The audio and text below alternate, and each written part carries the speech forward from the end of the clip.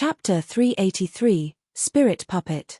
Chapter 383, Spirit Puppet. My apologies, everyone.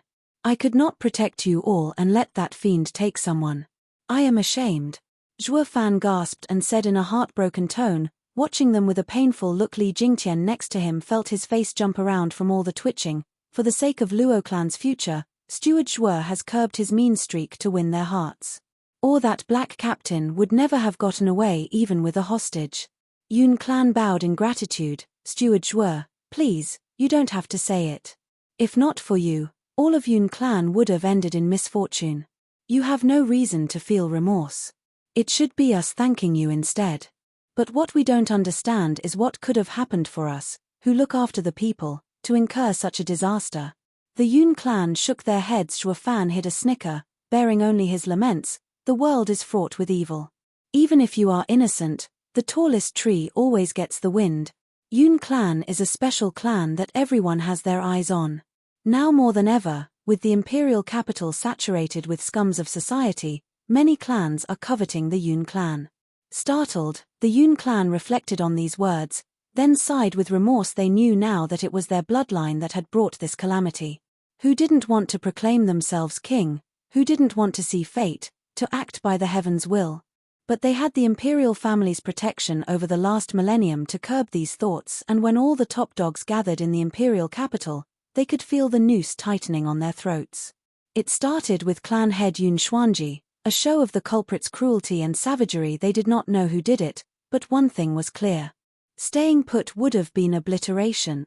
Clueless as they were, the herald of their calamity was the one in front of them, the demon-turned-savior. Steward Zhuo Yun Xuanji ended up dead because he had forsaken his neutral ground and exceeded his standing. It had nothing to do with the rest of the clan. It was actually Zhuo Fan who incited fear in them, coercing them to flee into his asylum. Yun clan was made up of simple people, who were not sharp enough to guess Zhuo Fan's multi-layered machinations. So seeing that Yun Xuanji trusted him, they did the same and fled. But who was the Yun clan? They literally birthed the high priest every generation. They guided the development of the nation and its policies, and now that they had run away with Zhuo Fan, who the hell would answer all those riddles and conundrums? Zhuo Fan had just stolen their baby, from right under their nose. Hence, as a result, black shadows rained from the sky. All they wanted to do was to guide the sheep back in their pen, but with how their savage act worked only to stoke the dread in Yun clan, and Zhuo Fan's timely arrival had saved their future, it only pushed Yun clan closer to the Luo clan. Snickering in his mind, Zhuo Fan put on a particularly heavy look. People, be at ease. As long as Luo clan stands, for the sake of my friendship with Sir Yun Xuanji, I will definitely take you to the safety of Windgaze City. That is where you will never have to worry again. Thank you, Steward Zhuo, for saving us and for everything. We will never forget this. The Yun clan bowed deeply. Zhuo Fan waved them off, his grin growing so much that it threatened to split his skull. Please, you don't have to do that. You can trust in my clan. My only wish is that you remain in our domain, ha ha ha. Through promises, vague threats and nudges, Yun clan had become his die-hard lackey. As if the only one in the whole wide world to save them from doom would ever be Luo clan. However, among those who wanted the Yun clan for themselves, Zhuo Fan was the first to act, stealing them from the imperial family's jaws. After a few more pleasantries, Zhuo Fan took out a vial of recovery pills for the elders. It took them 6 hours to stabilize their wounds. Zhuo Fan was in no rush to return.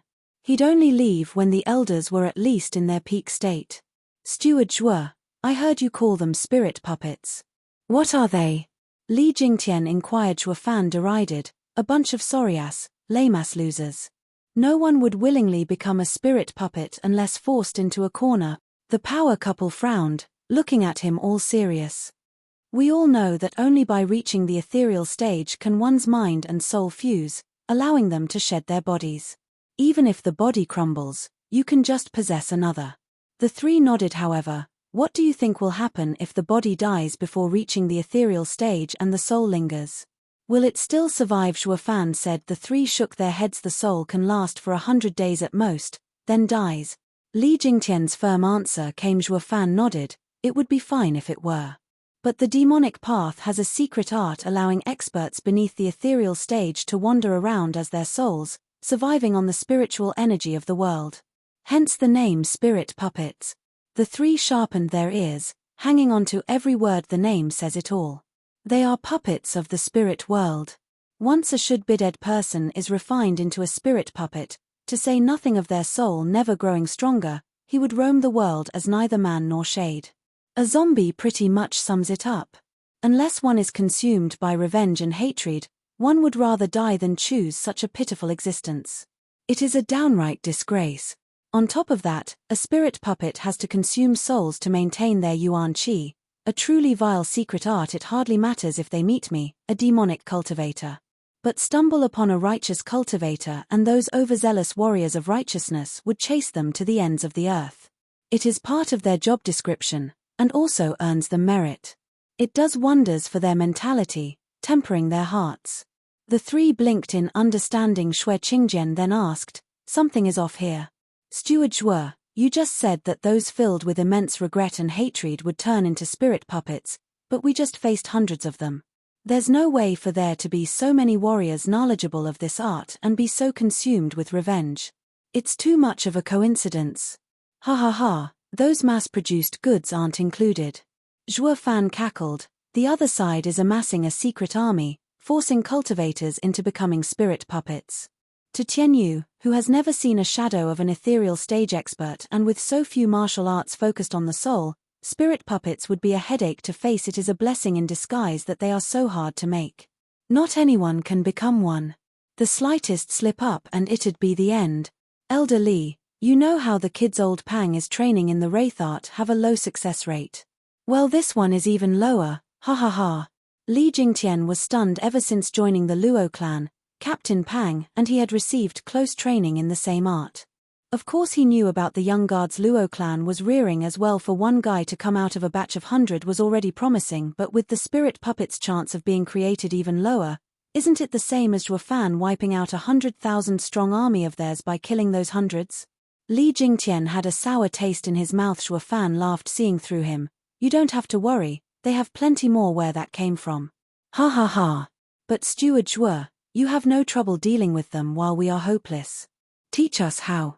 Shui Qingjian noticed Zhuo Fan's casual attitude and cutely said. The others looked on with hope. It was tough to say if it was from their incapability to deal with spirit puppets or from the need to learn more of Zhuo Fan's secrets. Sticking so close to Zhuo Fan for so long had taught them that his bag of tricks ran deep, in both quality and number. Far better than the entire Tianyu could ever provide. Nabbing one or two of them was the greatest fortune the trio could ever hope for. This was one of the reasons these experts were so casual about staying with Luo clan. To say nothing of a martial fanatic like Li Jingtian, who practically lived for power. With how Zhuo Fan had had his head deep in official matters, and being lazy on top, he felt disinclined to teach them. Today was the best chance to squeeze something out of him. And they weren't about to miss it. Glancing at them, Zhuo Fan smiled. No need. Spirit puppets are merely at the third level. Low-level spirit puppets are soul-based, no different from a wraith. With your strong radiant stage strength, your intent is enough to destroy them. Mid-level spirit puppets can enter weapons or armor, making them their vessels and using them to somewhat resist soul attacks. Like those black men. You can't one-shot them, but giving them a deep wound is still easy. The crucial thing is the Black Captain, a peak-level spirit puppet. He can phase in and out, with a soul so strong that only a specialized martial art can defeat him. The three bobbed their heads. Like eager children. I reckon strong guys like him are limited to just him. And since I've harmed him, he won't be showing his face anytime soon. You can rest easy. Zhuo Fan waved his hand. The three got his gist and sank into depression. The kid doesn't wanna teach us. Shui Qingjian pouted, shaking Zhuo Fan's hand in a bratty voice. Steward Zhuo, we can forget about these crotchety geezers, but what about little old me and my precious body? Who am I to blame if that miscreant scars it? If you are that scared of having your secret leaked, sister will visit you in the dead of night. Will you teach me then? Smiley face. Secret here can also mean a cheat hack. Zhuo Fan's face twitched at Shui Qingjian's rosy cheeks. Sister Shui, please have a modicum of dignity and act your age. Your man is right behind you. Hey, Steward Shui, why are you being so testy? We're all on the same side, I don't mind. If you still find it lacking, I can join you as well. So will I. Qiu Yanghai exposed a disgraceful grin, followed by Li Jingtian's shout. Ooh! Zhuo Fan almost had a case of the Technicolor yawn. Waving all over the place, fine, I'll take it as my loss. I'll teach you something, a profound ranked martial art focused on souls. Finger of Death. Chapter 384, Shadow King. Chapter 384, Shadow King. Hu tilde. Black smoke floated by a waterfall in the mountains. It reformed into the crooked shape of the black captain as he gasped for life. He was still holding onto the kid who was now unconscious, ignoring the hostage. He took a gulp from the stream. With a crack, like that of a gear turning, the waterfall slowly came to a stop. The pond had a vortex in the middle, draining the icy water to reveal the muddy ground and a stone gate 10 meters below. Black Captain jumped in with the kid and pushed on some ostensibly random stone for the gate to rumble open. The gate closed behind him as he entered, with the sky-high waterfall resuming its flow and the pond filling back up again. The captain hobbled through the pitch-black twisting path. Even with all the jolting, the kid never woke up. A faint candle light sprung in the distance and the captain hesitated, but then walked on even faster. In the glum room, around 60 square meters in size, skipping a torturer's tools of the trade being laid around, a golden sheet ran through the center, dividing the room in two. Plop. The black captain threw the hostage down and knelt before the cloth. I have failed you and await my sentence. You failed? The aged voice from beyond carried shock, for even you to fail. Sigh. The sighing black captain was lost for words as well. His eyes dimmed and he collapsed. The voice came again, and you're also wounded.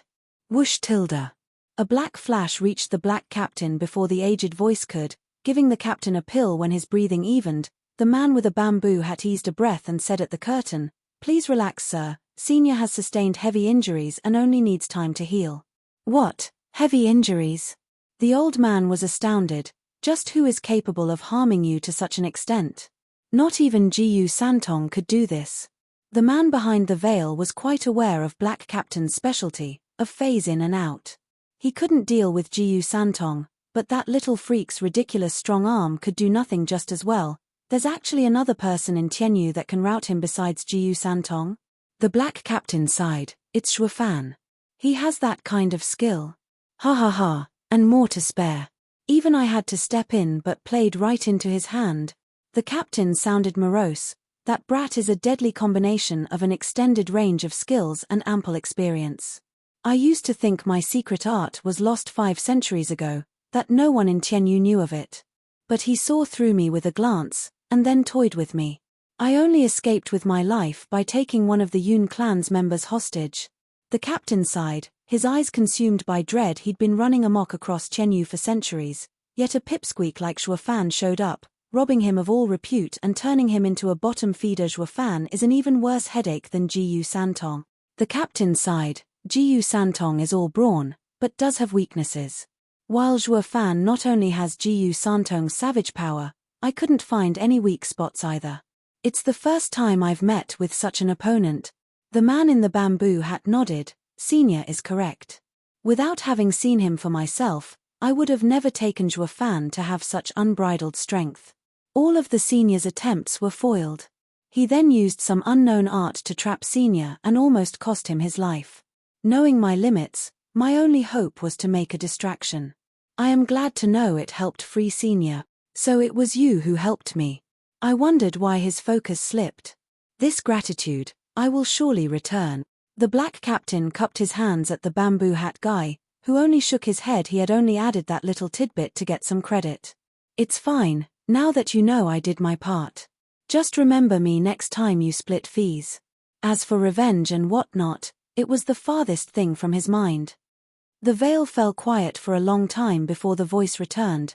The others? Black captain sighed. Dead. By your hand. By Zhuo Fan's. Black captain squinted and spat. He is truly savage, killing them on the spot and saving me the trouble. Ha ha ha, he didn't do it for you. It is a warning. He doesn't want a falling out and went easy on us. The voice behind the veil came. The two were clueless and the voice explained, with Zhuo Fan's guile, it would be easy for him to track you down. Since he wasted all of them, it proves that these men had no use to him, that he knows all too well who we are but does not want to expose us. What? The two were dumbfounded. The veil flew aside and the emperor in his golden dragon garment walked out, not just him. After the high priest died, Zhuge Changfeng and Leng Wuchang soon casted their suspicions on us.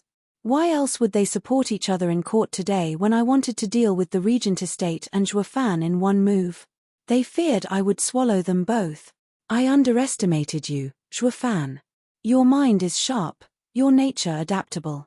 Like water under the bridge, you set it all aside, uniting with your foes. You are a man with perspective.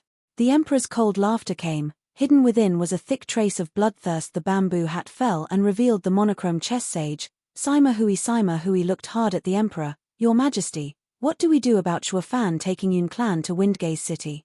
The Shadow Guard's first detachment was wiped out and Senior is heavily damaged. How do we stop Zhuofan and the Luo clan's 3 elders? That is the source of my anger. The emperor flicked his sleeve. I just can't make anything of Yun Xuanzhi's decision of relinquishing a 1,000-year-old neutrality by siding with the Luo clan who he has had no relation to speak of. And for what? For Zhuofan? I thought I showed my forbearance when I closed my eyes to him reading Huangpu Qingtian's fate because I knew, the throne is 3 parts fate, 7 parts hard work. I am a true celestial dragon, the son of heaven. I don't fear the likes of Huangpu Qingtian coming to take my rightful place. Yet he had sided with Zhuofan. And what did Zhuofan do? The man had just died and his first order of business was to take the Yun clan away from my grasp. A selfish prick for whom the thought of giving a funeral never even crossed the mind. How can he trust? Cough tilde. The emperor's raving stopped in a coughing fit. Sima Hui took a hanky and tended to the emperor. When he took it back, there was blood on it. Your Majesty. Sima Hui cried. The emperor waved. It's fine. I can reign in Tianyu long enough to leave a successor. The emperor took a deep breath to calm himself. Shadow King, you are one of the 4 pillars of my absolute trust and the most secretive being in this world. Everyone who has ever met you has long since died. With one exception, Zhuofan. Fate, it seems, isn't reliable, but can't be thrown aside either. The kid is your bane, so make sure to stay as far away as possible.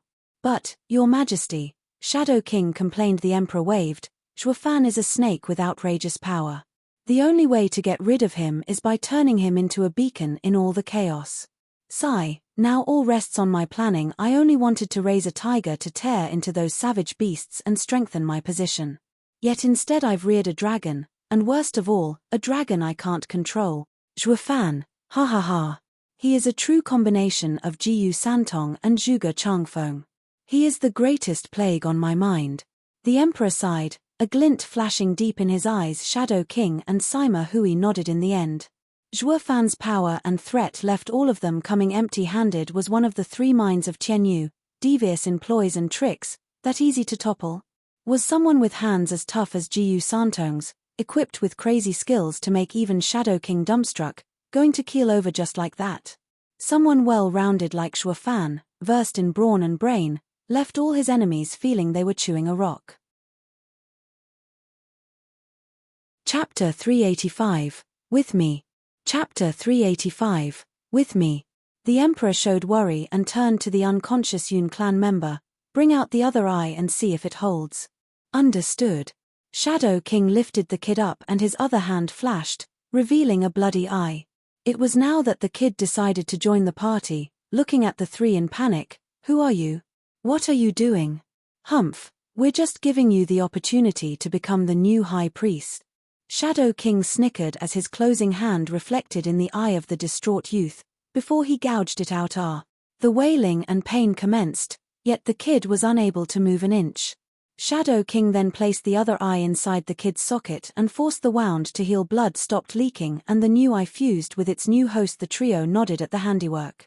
Their joy was short-lived as the youth howled like a banshee under the trio's shuddering eyes. The kid thrashed all over. His new eye turned into a black sphere.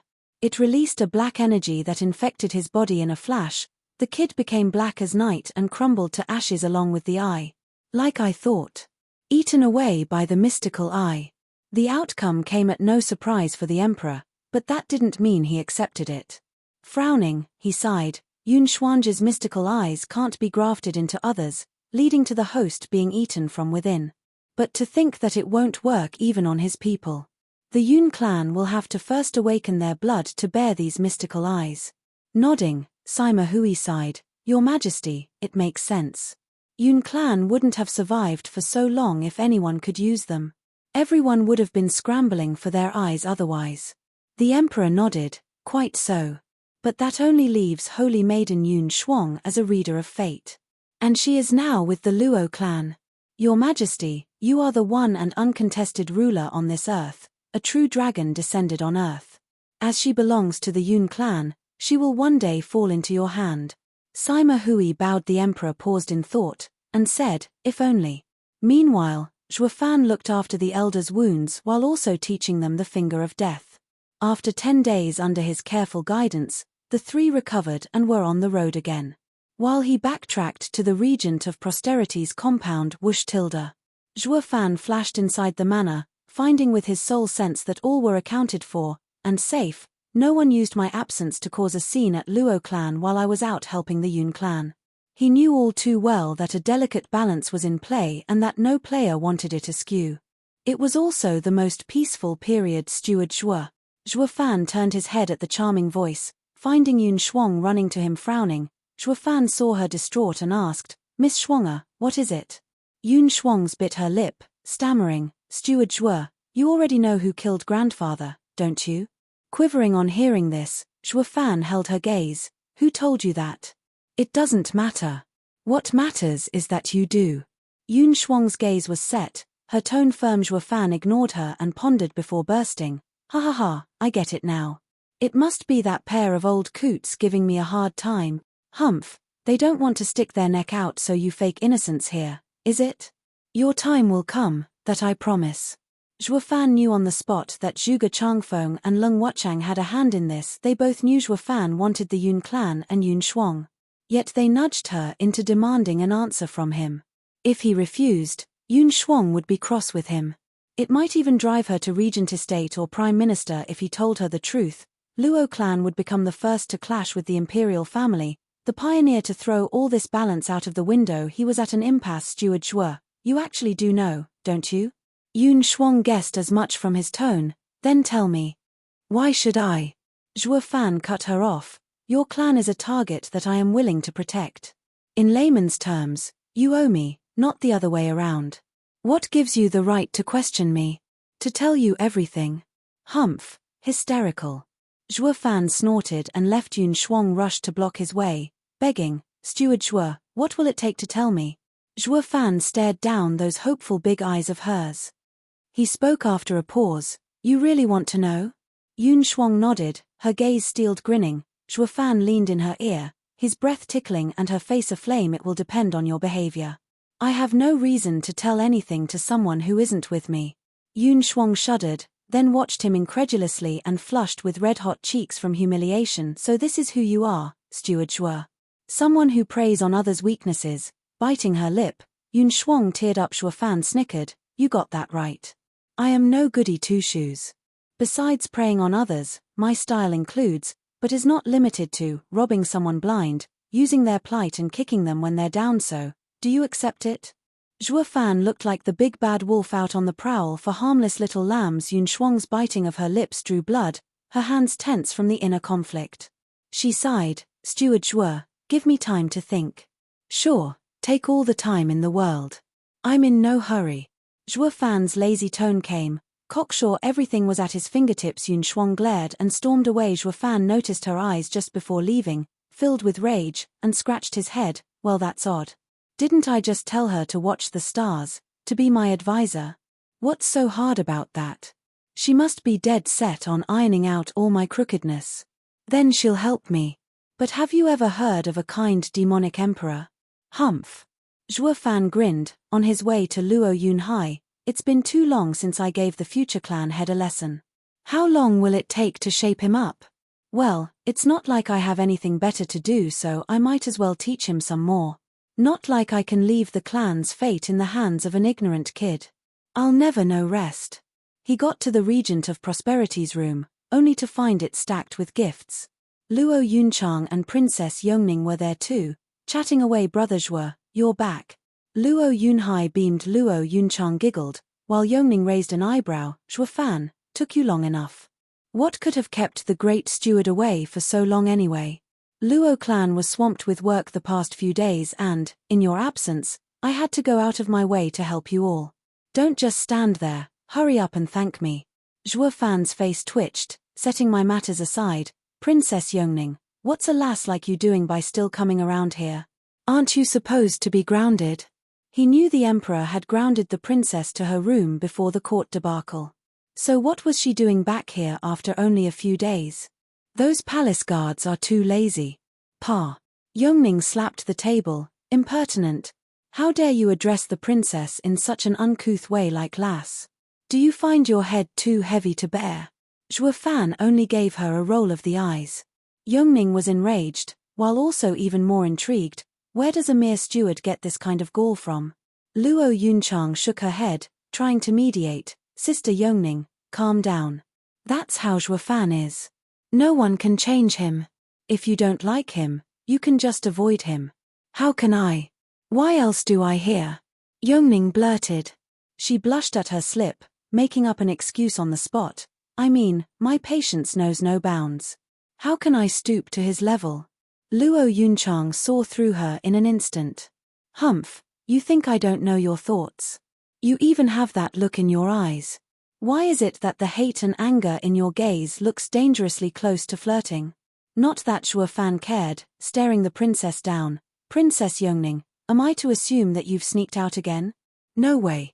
I walked out the front gate.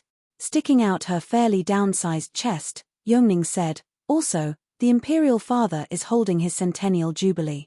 I have earned my imperial father's accord to search for a proper gift. I fear that it is all too sudden for you, so I will help you prepare as well. See how much I care for you. Princess Yongning smiled at Zhuofan, fishing for compliments. Chapter 386, Vile Dragon's Omen. Chapter 386, Vile Dragon's Omen. Zhuofan couldn't care less, nodding by instinct alone as he made his way away from her. The blank look of indifference dimmed the princess's enthusiasm as well, her tone becoming sour and biting.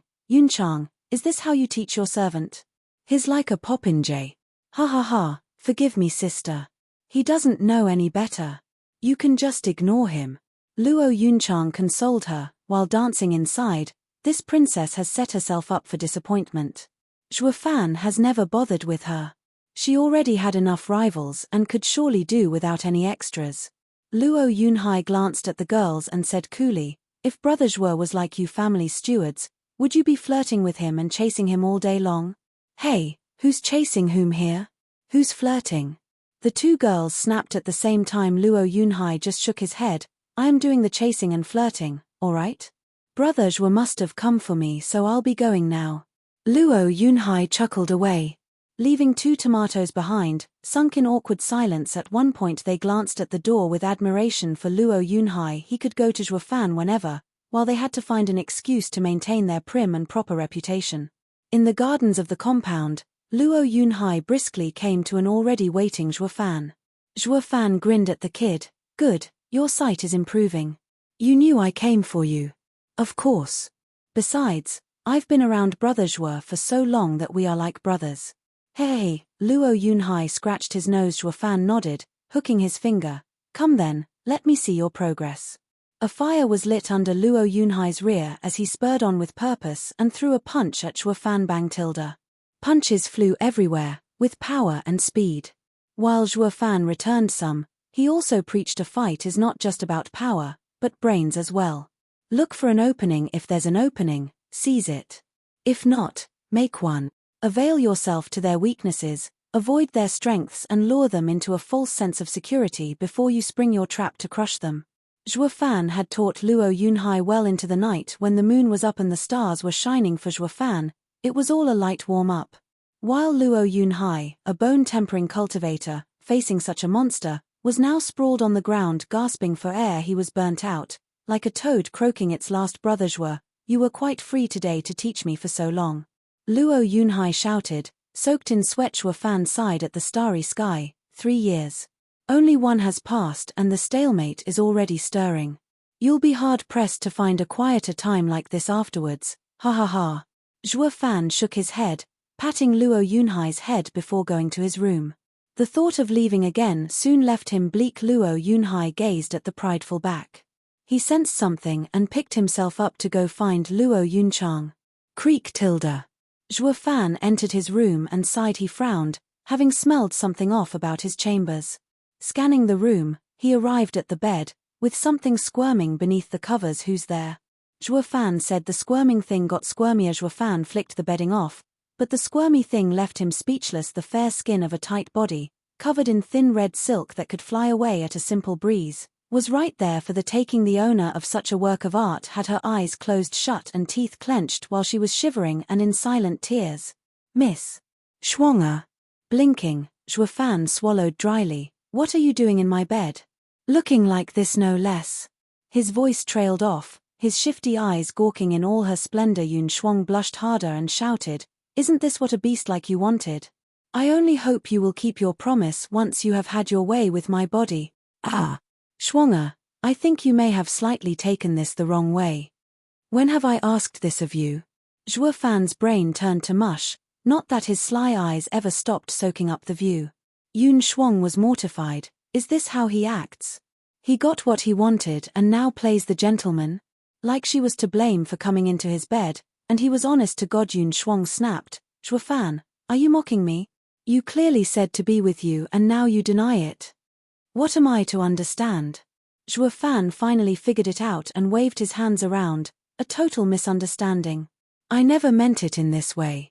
I only wanted you to be on my side, to look into fate, to be my advisor and not to preach me about growing a conscience or becoming goody-goody. That's all. But for you to jump to the conclusion that I wanted you to make such sacrifices. What was I saying again? Where was I?"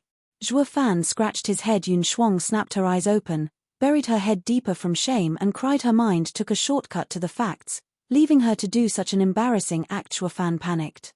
The cool him was now lost as to what to do with a crying lady.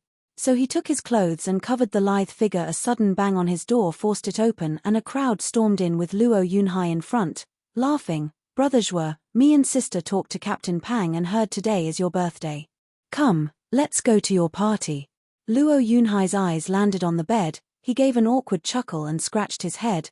I see you had your own bit of fun already. Then we won't bother you. Hey. Carry on." "What won't bother?" "Zhuo Fan, explain yourself." Luo Yunchang turned from happiness to anger at the drop of the hat after gazing on the bed, pointing at the squirmy thing under Zhuo Fan's clothes. "Who's she? Where did she come from?" Glimpsing at the fine, white skin of the exposed legs, Luo Yunchang was incensed. This dense guy at least has good taste. The girl under there must be a doll. Zhuo Fan shrugged, having no explanation pop into his head. "Ian, can you guys step outside for now?" Hi, how can we? This is a high-quality class act, catching Steward Zhuo in the act. We just gotta make it memorable. Sly Demon always looked for trouble, then the violent demon cuffed him, a load of tripe. Steward Zhuo is the perfect stud muffin, single too. He is a perfect catch any woman would swoon over. The other pygmies bobbed their heads sagely. Zhuo Fan's face sank, glaring at the four. The *TS are only making it worse. The one who was the real troublemaker here was in fact the princess. Others, for better or worse, were aware of saving his skin, merely wagging their tongues while Her Highness took 2 steps forward and yanked the shirt off. "Let's see who you are and if you're worthy of our Grand Steward Zhuo." Yun Shuang curled up with a cry, this act filling her with shame for being seen like this. Zhuo Fan's right eye flashed golden divine eye of the void's first stage, Shif. Yun Shuang and Zhuo Fan were gone the next second, leaving the audience puzzled and sighing. They ran away. We gotta admit, Zhuo Fan's trick sure is useful in cases like these. Luo Yunhai couldn't stop laughing inside. He had everyone gather around to ease Zhuo Fan's loneliness. Otherwise this classic act would never have happened. One thing was certain though, they never figured out who was beneath those clothes in a pitch-black forest. Zhuo Fan stood in a clearing watching the expansive night sky. A rustle came and a clothed Yun Shuang came out of the tree line. Her face was still red hot in fact. Whenever she glanced at him, Zhuo Fan only looked at the night sky, giving her the cold shoulder. Like I said, I want your unconditional support. We are a team, you are one of my people. Your grandfather's business is my business. Or the Yun clan's retreat to Windgaze City would have been harder. I admire your grandfather's virtue. Now forget about the matters in the capital. They no longer concern you. Zhuo Fan's cold tone came. Yun Shuang watched his lofty figure, stalwart and imposing, and calmed down. She looked at the sky and said, "Vile dragon is coming." Vile dragon? Zhuo Fan pondered. I recall Yun Xuanji telling me about this. They're the Chuanrong. Are the Chuanrong invading? Zhuo Fan laughed inside and nodded. Great, you are now on my side. Yun Shuang smiled and nodded.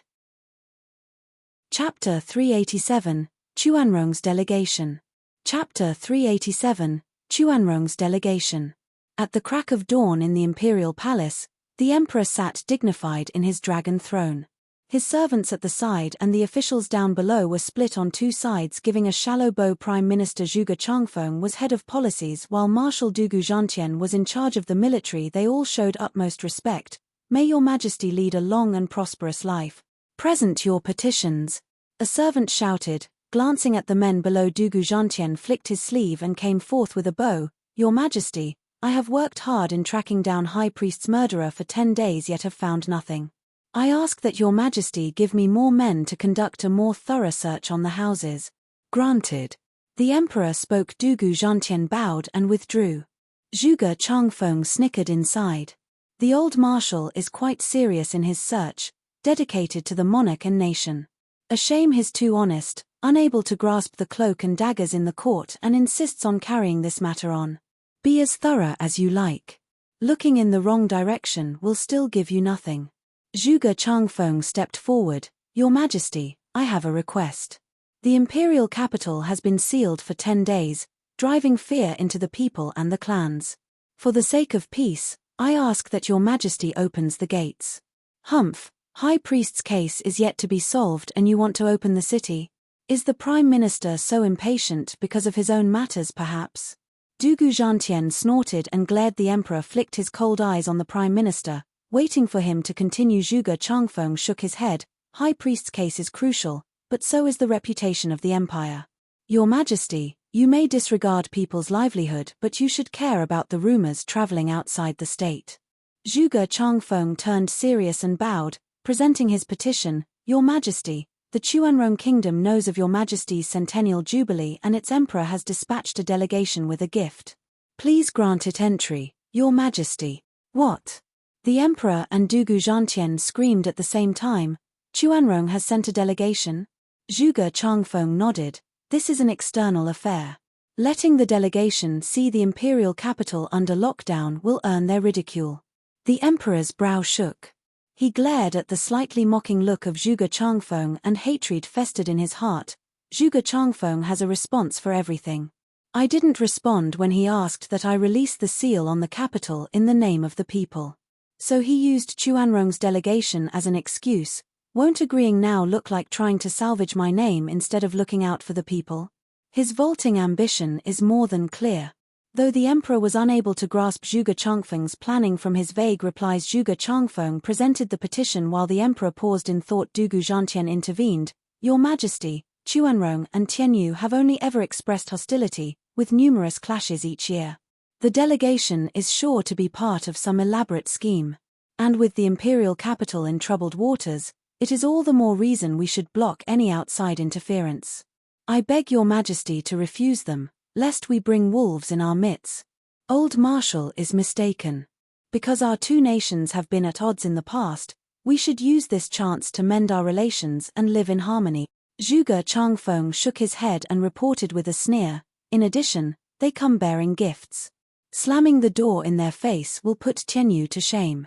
The Chuanrong will think of us as petty. It concerns His Majesty's prestige and Tianyu's name. How could you be so jumpy to lose all decorum when it counts? One official in red stepped forward with a bow. Prime Minister's words ring true. I second him.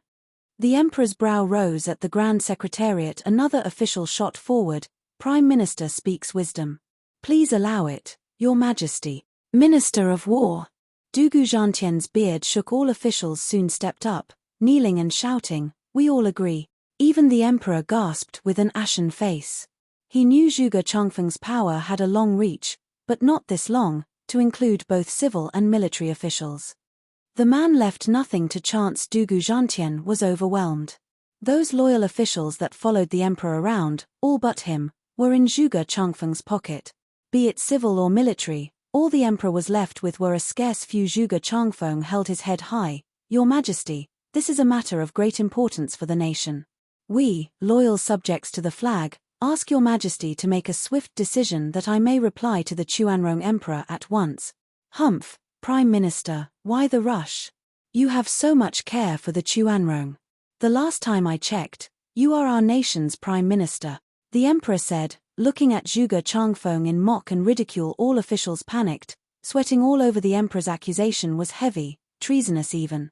He started off as a joke, but singled out Zhuge Changfeng, the Prime Minister, as the nation's traitor. Not even the Emperor could accuse someone without evidence, especially the Prime Minister. It only went to show how enraged the Emperor was. Getting ahead of himself, Zhuge Changfeng took it in stride, even chuckled, Your Majesty, please don't joke. I am under Tianyu's payroll, working in its best interests. Try to understand, Your Majesty, everything I do is for the Empire. Ha ha ha, of course I understand the Prime Minister's toil. The Emperor forced out through gritted teeth and slammed a servant with the petition, shouting, as per Prime Minister's petition, I shall allow the Chuanrong's delegation into Tianyu. The lockdown on the imperial capital is lifted and the high priest's case will be postponed until after my celebration. Your Majesty is wise. The officials bowed, to which the Emperor snorted, watching with clenched fists. Dugu Zhantian cursed them inside for being treasonous dogs. Meanwhile, in the high priest's observatory, a 10-meter-large golden compass placed at the top released a deep blue glow. A strange energy lingered over it, forcing it to move. Zhuo Fan and Yun Shuang witnessed this phenomenon in shock. Is this the Yun clan's heirloom, the 8th-grade spiritual weapon, heaven-linking apparatus? Zhuo Fan was amazed. Yun Shuang nodded.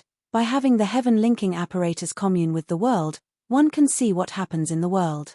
As I watched the stars last night, I saw the vile dragon converge his attention here. But that is only a rough estimate.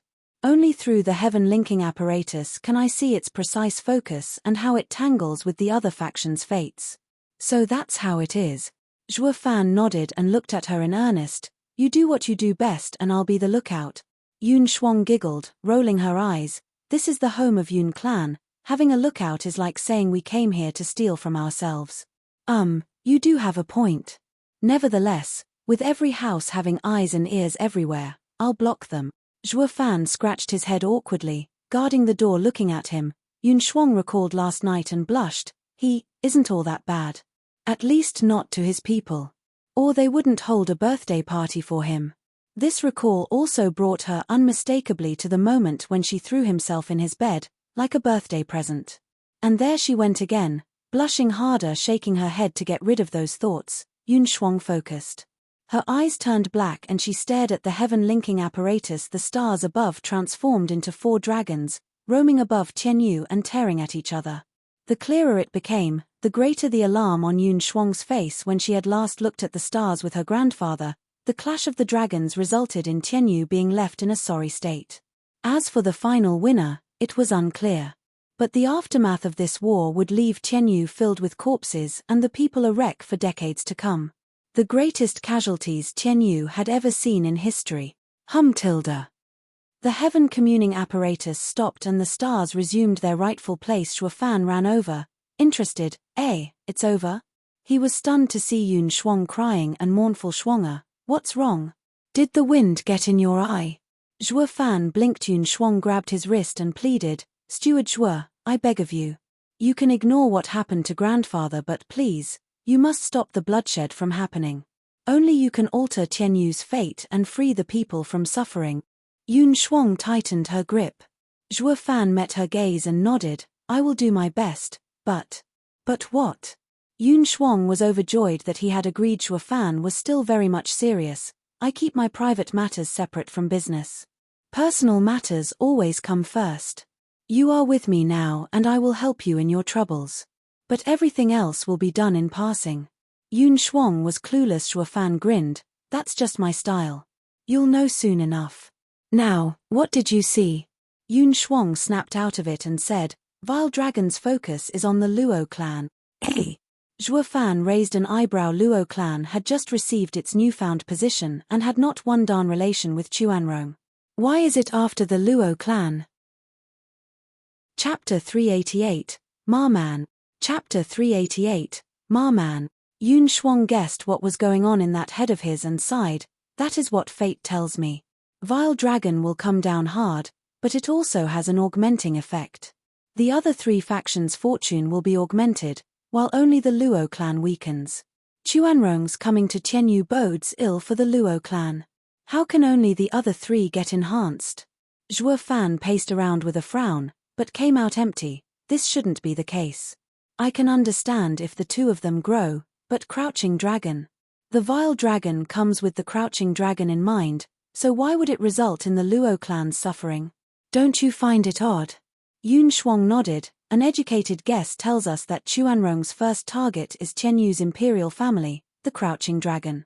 But the heavens have shown the contrary. I can't make sense of it either. Yun Shuang sighed. Her sight dazed while Zhuo Fan started shining. Yun Xuanji said that fate is fraught with death and life's paths, while different men make different choices, treading different walks. The three houses must have done something to make the Vile Dragon target Luo clan. What else could make the mighty Chuanrong Empire focus on the little old us? Zhuo Fan mulled it over before asking, what about the Luo clan's fortune? I don't know. Yun Shuang shrugged. Luo clan has you at the helm. With you being out of heaven's control, I can only see the present and immediate situation, while the future is blocked. Zhuo Fan sighed like the old saying goes, know yourself and the enemy and you'd ever be victorious. Zhuo Fan knew of his enemies getting tougher, while being in the dark about his own clan, making his own future actions uncertain. Being outside fate is not all it's cracked up to be. A deep breath and a permanent frown, that was Zhuo Fan. What took priority was finding out the three houses' activities. With such a particularly large event in play, a master plan had to be brewing in a deep dark corner. Not cracking it yesterday would get him shafted. Zhuo Fan's mood sank with every thought, yet he spared Yun Shuang a smile. Let's go back. Such a fortune to have you around at this time and to find out about all this before it had been too late. It's fine. I'm doing it for my grandfather and the people. Yun Shuang smiled back and the two left for the Luo clan, but 1,000 meters out, on a pavilion, two shadows kept their sights on them until they were gone. Our shadow recon team has never been so useless before. One snorted, we're so far away that we can't see nor hear *T. What's the point? It's not like we explicitly asked to tail Zhuo Fan, now is it? That freak has a freaky eye that has put even the captain on a sickbed. Any closer and he'd see us. Not even a miracle would save us then. The other side, come on, let's check what they were after in Parish. Maybe we'll find something. Humph, now the great shadow guards have turned into garbage men. The shadow grumbled but still followed the other, drifting over to Parish as black smoke. While Zhuo Fan's mind was on the shifting situation, he was out bumping into his allies, asking around for the house's movements. He had Yun Shuang peek the sky over at the Parish for any other changes now and then as well. The shadows tailing them though, never once got anything useful. Zhuo Fan was finding it more and more odd that every time he went to Drifting Flowers edifices, the people stammered each time he mentioned Chu Ching Cheng. Thinking they may not necessarily be so forthcoming with the complete and whole truth as for the Yun clan's migration, the emperor posed the question as a mere courtesy, getting the response from Zhuo Fan that they were in a safe place and out of the water well. Zhuo Fan had all the reasons. He and Yun Xuanji became fast friends, so he wasn't pushing it to help the guy's family after his death, no? And he was still emperor-certified best steward beneath heavens. His every action was in accordance with the emperor's. It wouldn't have gone so smoothly with the Yun clan, otherwise the emperor had to swallow hard to accept the damage he had done to himself. I just had to hail Zhuo Fan so high and leave a weakness expose. And now he had Chuanrong's delegation coming over with a present. Truly, when it rained it poured. This was exactly the forecast that had Zhuo Fan's heart tense up. Are Chuanrong going to play out like the forecast? Are they the fourth power to push down on the Luo clan? Zhuo Fan took out a sending jade, giving instructions to the elders. They needed overwhelming power, And fast. 3 months came and went. The imperial capital was abuzz from the 1,000 detachments of soldiers at its gates in shining armor and impeccable discipline. Not to mention their mounts were not as insipid as war horses, but were spiritual beasts. The Grand Cavalry was riding on 3rd-level spiritual beasts, led by a few 5th-level spiritual beasts. The Chuanrong's delegation had arrived. Zhuofan, come take a look at all the commotion. At the crack of dawn, a young scholar was very excitedly running towards the Luo clan. Zhuofan and Luo Yunchang came out silently. He was no other than the cross-dressing Yongning snooping out of the palace as usual. With how the princess had gotten so close to the Luo clan, she dropped by every other day. First, it was seeing her dear foster sister as the official excuse, and then she shrugged all pretenses, brazenly going after Zhuofan. Even Zhuofan had to be tolerant to the princess and suffer her antics. Princess, what are you up to this time? I don't have the time, so go ahead with Yunhai and young miss. Zhuofan shrugged, scratching her cute button nose. Yongning snorted and stuck her head out. This is a once-in-100 years occasion. It's so kind of me to invite you to see the bustle, so the least you could do is thank me. See the bustle? More like you wanting to jump right in, Zhuofan mocked, spinning on his heel. Back inside, Yongning flustered. Chuanrong's delegation has come. They're about to enter the city. It's a chance to see exotic cultures that you should never miss. What, Chuanrong? Zhuofan stopped in his tracks and turned right back out and kept on going. He wanted to check them out. How strong they were, how many had come, to assess the threat to his house. Princess cried, wait for me. Luo Yunchang was stunned, sensing the seriousness of the matter. She called Yunhai and they went together as well, and so, the whole gang stepped out of the compound's gate. They had just taken a turn on Main Street when they bumped into a literal mob. You couldn't swing a dead cat without hitting something. They tried to find something besides heads, but nope, there were heads everywhere. The exotic foreigners were so in vogue right now, the whole capital was out to see them. Brother Zhuo, here. A shout turned Zhuofan's head, coming from a building's 2nd floor. Long Xingyun waved for him to come sit with his allies. Zhuofan nodded and took everyone over. Every one of his peers was there, not just his allies, even the likes of Hell Valley and Pill King Hall. But on account of all the bustle, they decided to keep the friction to a minimum, so much so that the arrival of Zhuofan made them look anywhere but at him, with Zhuofan being a moody beast, who knew what excuse he'd come up with to trash them. If the elders chose to stand clear, it went double for these disciples. Long Xingyun's group chuckled. This brother sure is feisty. A pain for the enemy and a shoulder to rely on for the allies. Brother Zhuo, the entire 2nd floor is reserved for the house's disciples to get a clearer view of the Chuanrong's delegation. Long Xingyun invited them to sit. Xie Tianshang was stern, his hand never leaving the hilt of his sword. I wonder how many experts they have. Like you can expect anything else from a martial fanatic. Zhuofan and Long Xingyun's eyes met and they chuckled. After the esoteric debate, Xie Tianshang's mood had never changed. Chuanrong's delegation had yet to parade into town, so Zhuofan looked around. He picked up on a sneaky figure and shouted, Yang Fu, you've come to see the excitement and won't even greet me? Yang Fu ducked out of sight on the 1st floor when he froze. With a forced smile and a scratch on his head, Steward Zhuo, what a coincidence. His words got cut off by a prideful voice. Yang Fu, my master and martial aunt are almost here and you didn't get us seats, eh? Xiao Dandan came with Peony and Iris overseers when she noticed Zhuofan's unnatural gaze and blushed, ducking her head. Brother Zhuo, they had long since been an item. But you were so cooped up that you never noticed. Long Xingyun gossiped with a snicker. Zhuofan raised an eyebrow. You guys. Yang Fu was scared out of his mind, even losing his voice. Everyone knew Xiao Dandan was more than a little crazy for Zhuofan. He ignored her every step, true, but that didn't mean anyone could just show up and take what is Steward Zhuo's. It was a no-brainer what would happen now. Peony Overseer saw the two shaking in their boots and snapped. What, Zhuofan, you didn't want Dandan and now you're going to ruin her life? That's just evil of you. Zhuofan flicked his hand, his eyes roaming over the happy and shivering couple. Then he cracked up, slapping Yang Fu's back. Ha ha ha, ma man. He was simply overjoyed at having thrown away one pesky baggage. Everyone's faces twitched and turned dark. Chapter 389, Rampant. Chapter 389, Rampant. Yang Fu was having mixed feelings about this. He should be happy as a clam that Shuo Fan wasn't here to deck him, but the more he thought about it the less Shuo Fan's word fit. As if I'm picking his trash, his damaged goods. Xiao Dandan had a sour taste in her mouth as well, her burning heart crumbling from disappointment. What did Shuo Fan mean by this? Did Xiao Dandan mean absolutely nothing to him given any time of the day? He didn't take her seriously, labeling her as an extra baggage from the get-go. Her disciple standing there all lonely had Peony Overseer's temper explode to protect her, cursing, Shuo Fan, what's that supposed to mean? You felt nothing for Dandan all this time? Are you dead inside? The outburst earned silent looks from everyone, then sighs.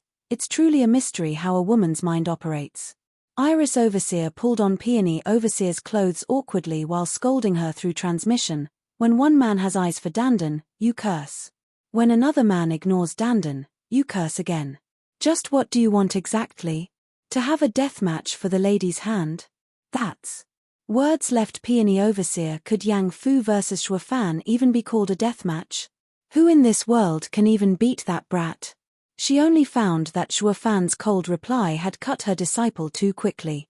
Her disciple had always carried a blazing torch for him for 7 years, and counting. If not for the matter with Ching Cheng, maybe. This is fine as well. Sighing, Peony Overseer consoled Xiao Dandan. Then signaled for Yang Fu to come with her to teach him proper manners. Yang Fu waited for Steward Shuo's instructions, but the guy only flicked him away. Go, your future mother-in-law is calling you. Better listen to her. You, zip it. Peony Overseer snapped with a glare on him. Shuo Fan struck the perfect bystander figure looking at the street.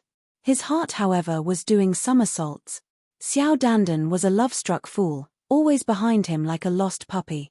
Now that someone had taken that puppy in, he was over the moon. Yongning asked Luo Yunchang about the ins and outs of this drama, and sighed. But her gaze for Shuo Fan was now a heavier one. Getting this sugar husband won't be easy. Roar. The rumbling sound announced the opening of the city gates to reveal fanged savage beasts strutting onward in orderly fashion. The people cheered. Most of them had never even seen spiritual beasts, least of all these 5th-level ones. The noisy second floor fell silent, with everyone focusing on the procession. 5 men and 1 woman were leading. On those 5th-level spiritual beasts the crowd fell back at the imposing aura, avoiding their eyes. The ones behind had no problem seeing those foreigners perfectly, especially the girl, of stunning beauty. She had a certain wild vibe the Tianyu women lacked, leaving the men enraptured and drooling. Gulping, Long Xingyun squinted, a fair and virtuous lady, a great catch. Perv. The women around rolled their eyes at him. Chuanrong are famous for their beast-rearing skills. But it's my first time seeing the combined power of a man and beast. Xie Tianshang's sword was out of its sheath, flashing dangerously. His 2 eyes filled with thirst for battle, wishing nothing more than to jump down there and take the foreigners for a spin. Everyone shook their heads. Martial fanatic. Long Xingyun advised, this is a chance for our nations to shake hands. You can't go start a war. Especially with that woman, he. Their talk went in one ear and out the other in Shuo Fan's case. All his attention was focused on the riders. They had 3 profound heaven cultivators, 3 radiant stage cultivators, and 1,000 veteran cavalry in the bone-tempering stage. They rode on 1,000 3rd-level spiritual beasts and 6 5th-level spiritual beasts. Can this army threaten the Luo clan? Shuo Fan sighed. Shuo Fan, what are you looking at? The princess was piqued by his heavy gaze. At oddities. Shuo Fan's eyes twitched. The princess was puzzled. What oddities? If I am looking, that means I clearly can't find them, now can I? I wouldn't be looking otherwise, you daft girl. Shuo Fan rolled his eyes. The princess flushed red and glared in a pout. Roar. The sky shook under the noise and the Chuanrong delegation stopped. Shuo Fan's side watched one leader's mount roaring and getting ready for attack. In front of it was a 5-year-old child, crying on the ground. A grizzled and thin old man charged out of the crowd and hugged the child. Forgive me, the child is too young to understand running in front of you. I'll take him away. It's fine, uncle. The woman smiled, but the jacked-up leader snickered over her. Are all Tianyu's people without decorum? I am Chuanrong Empire's general, and for you, an ant, to bump into me is a gross act of disrespect. Can you bear the responsibility of a war between us? Cut the act. How could we start a war over this? We'd have been at war for ages by now otherwise. Zhuo Fan mocked the princess, bobbed her head, so did the other young masters, looking at the buffed tough guy with contempt. Those words of his only worked on the common people, while the houses were too wise to fall for some cheap provocation. The old man was but a common man, however, paralyzed on the ground in fear of what he'd done. He had just condemned his fellow countrymen to a life of pain and suffering. He dropped to his knees and begged, "Spare us, Lord, I am at fault. Please don't aggravate the matter." The tough guy snickered, filled with contempt.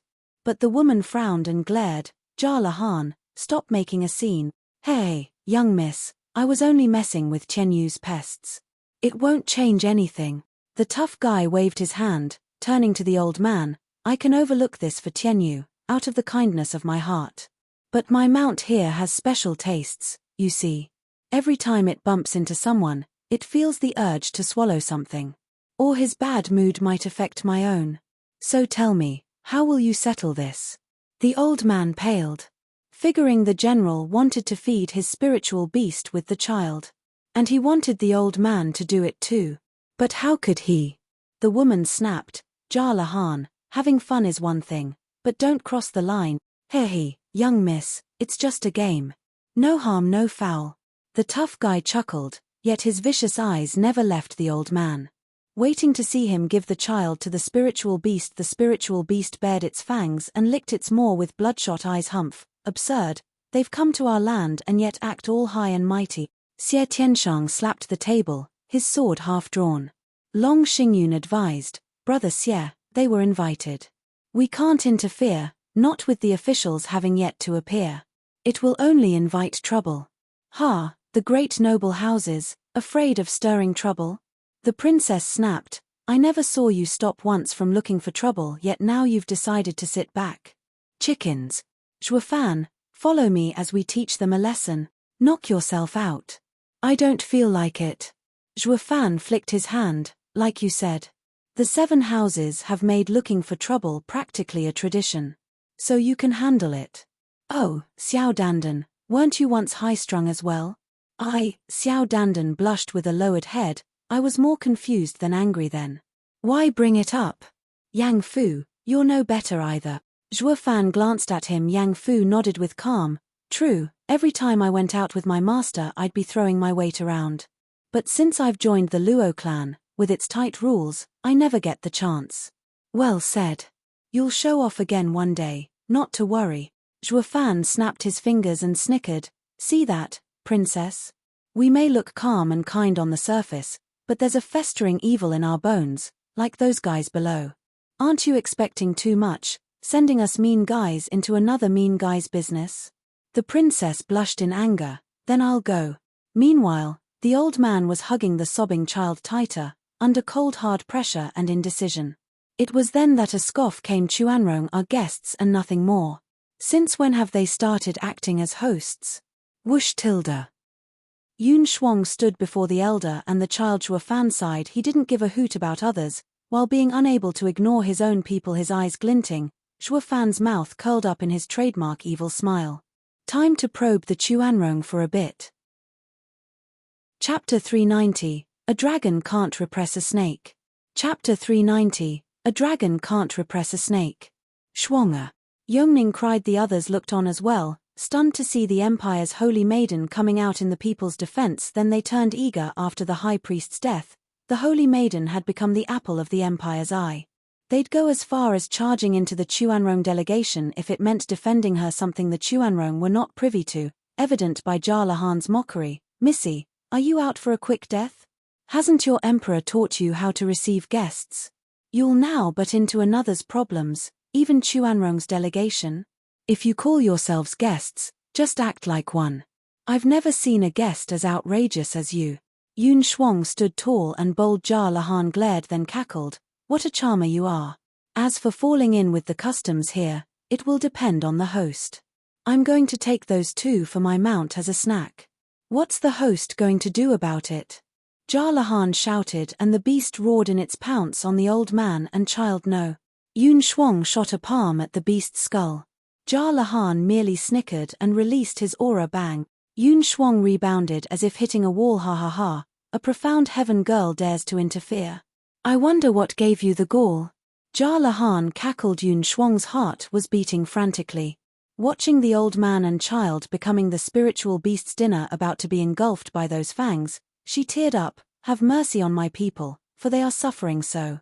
The old man and child closed their eyes, knowing their end was inescapable, waiting for the jaws of death to close on them. The Chuanrong woman shouted, Jar Lahan, stop this instant. Too little, too late. Jar Lahan turned a deaf ear to her orders, having gone drunk on power. The people sighed with a shake of their heads. This was the fate that awaited any common man's stumble upon the Chuanrong delegation. With it being a matter concerning the future relations between the two nations, how many people would dare to step in to solve this mess? Holy Maiden was one, albeit weak. Under everyone's gazes, the fangs inched closer and closer on their meal. The aura had the old man and child unable to even breathe. With a groan, the savage aura withdrew and the spiritual beast halted mid-charge with its maw open. Only the stench kept coming. Jar Lahan was shocked and the audience was shocked, regaining their hope. Who was it? The old man and child were still waiting for death, but the beast was running late, making them crack open their eyes to watch the stunning spectacle. The savage beast's huge body was stopped by a red hand. What stood before them was a youth with white hair. They knew who he was. Everyone did. After the fiasco outside the imperial palace, the savage no one in Tianyu messed with, Zhuofan, had arrived. How is that possible? The calm Chuanrong now cried out. Jar Lahan's eyes flashed with a thirst for battle. Tianyu has someone capable of holding back a 5th-level spiritual beast with one hand? The agitated lads on the second floor rested easy now, sitting back to enjoy the show with one leg over the other. Once Zhuofan stepped up, everything became a foregone conclusion, and all thanks to Zhuofan's harsh, cruel and heavy-handed lessons. Xie Tianshang was grumbling, what a hypocrite. He says he washes his hands of this matter, yet here he is jumping right in. Ha ha ha. Isn't it great though? He's the only one who dares to butt in such an affair. Brother Xie, don't mind it. Long Xingyun laughed. The others bobbed their heads in total agreement. It begged the question though, would the dragon come out on top, or the snake? Zhuofan paid no attention to the savage glints. He merely glanced at the old man and child. What are you looking at? Do you still want to get eaten? The old man darted away with the kid in his arms, expressing his gratitude. Thank you, Steward Zhuo. I will never forget this. What arrogance! Jar Lahan barked, holding the beast by the manner, causing it to roar as well. It thrashed around trying to escape from Zhuofan's grip. Zhuofan was using the Chilean arm, proving its efforts were in vain. Zhuofan snorted and flicked. To the audience's shock, the 5th-level spiritual beast slammed into the ground like a ton of bricks, knocked out cold. Jar Lahan took to the air, outraged. A mere flick knocked a 5th-level spiritual beast unconscious. Who is this guy? I've never heard of anyone like that in Tianyu. The Chuanrong delegation was just as stunned. Steward Zhuo's might is boundless. It started with a shout and then it turned into a roar as more voices joined in, throwing their fists in the air. Steward Zhuo, Steward Zhuo. The shouts came in waves, rumbling across the sky. The Chuanrong delegation looked around in shock and then focused at Zhuofan. A steward has such power?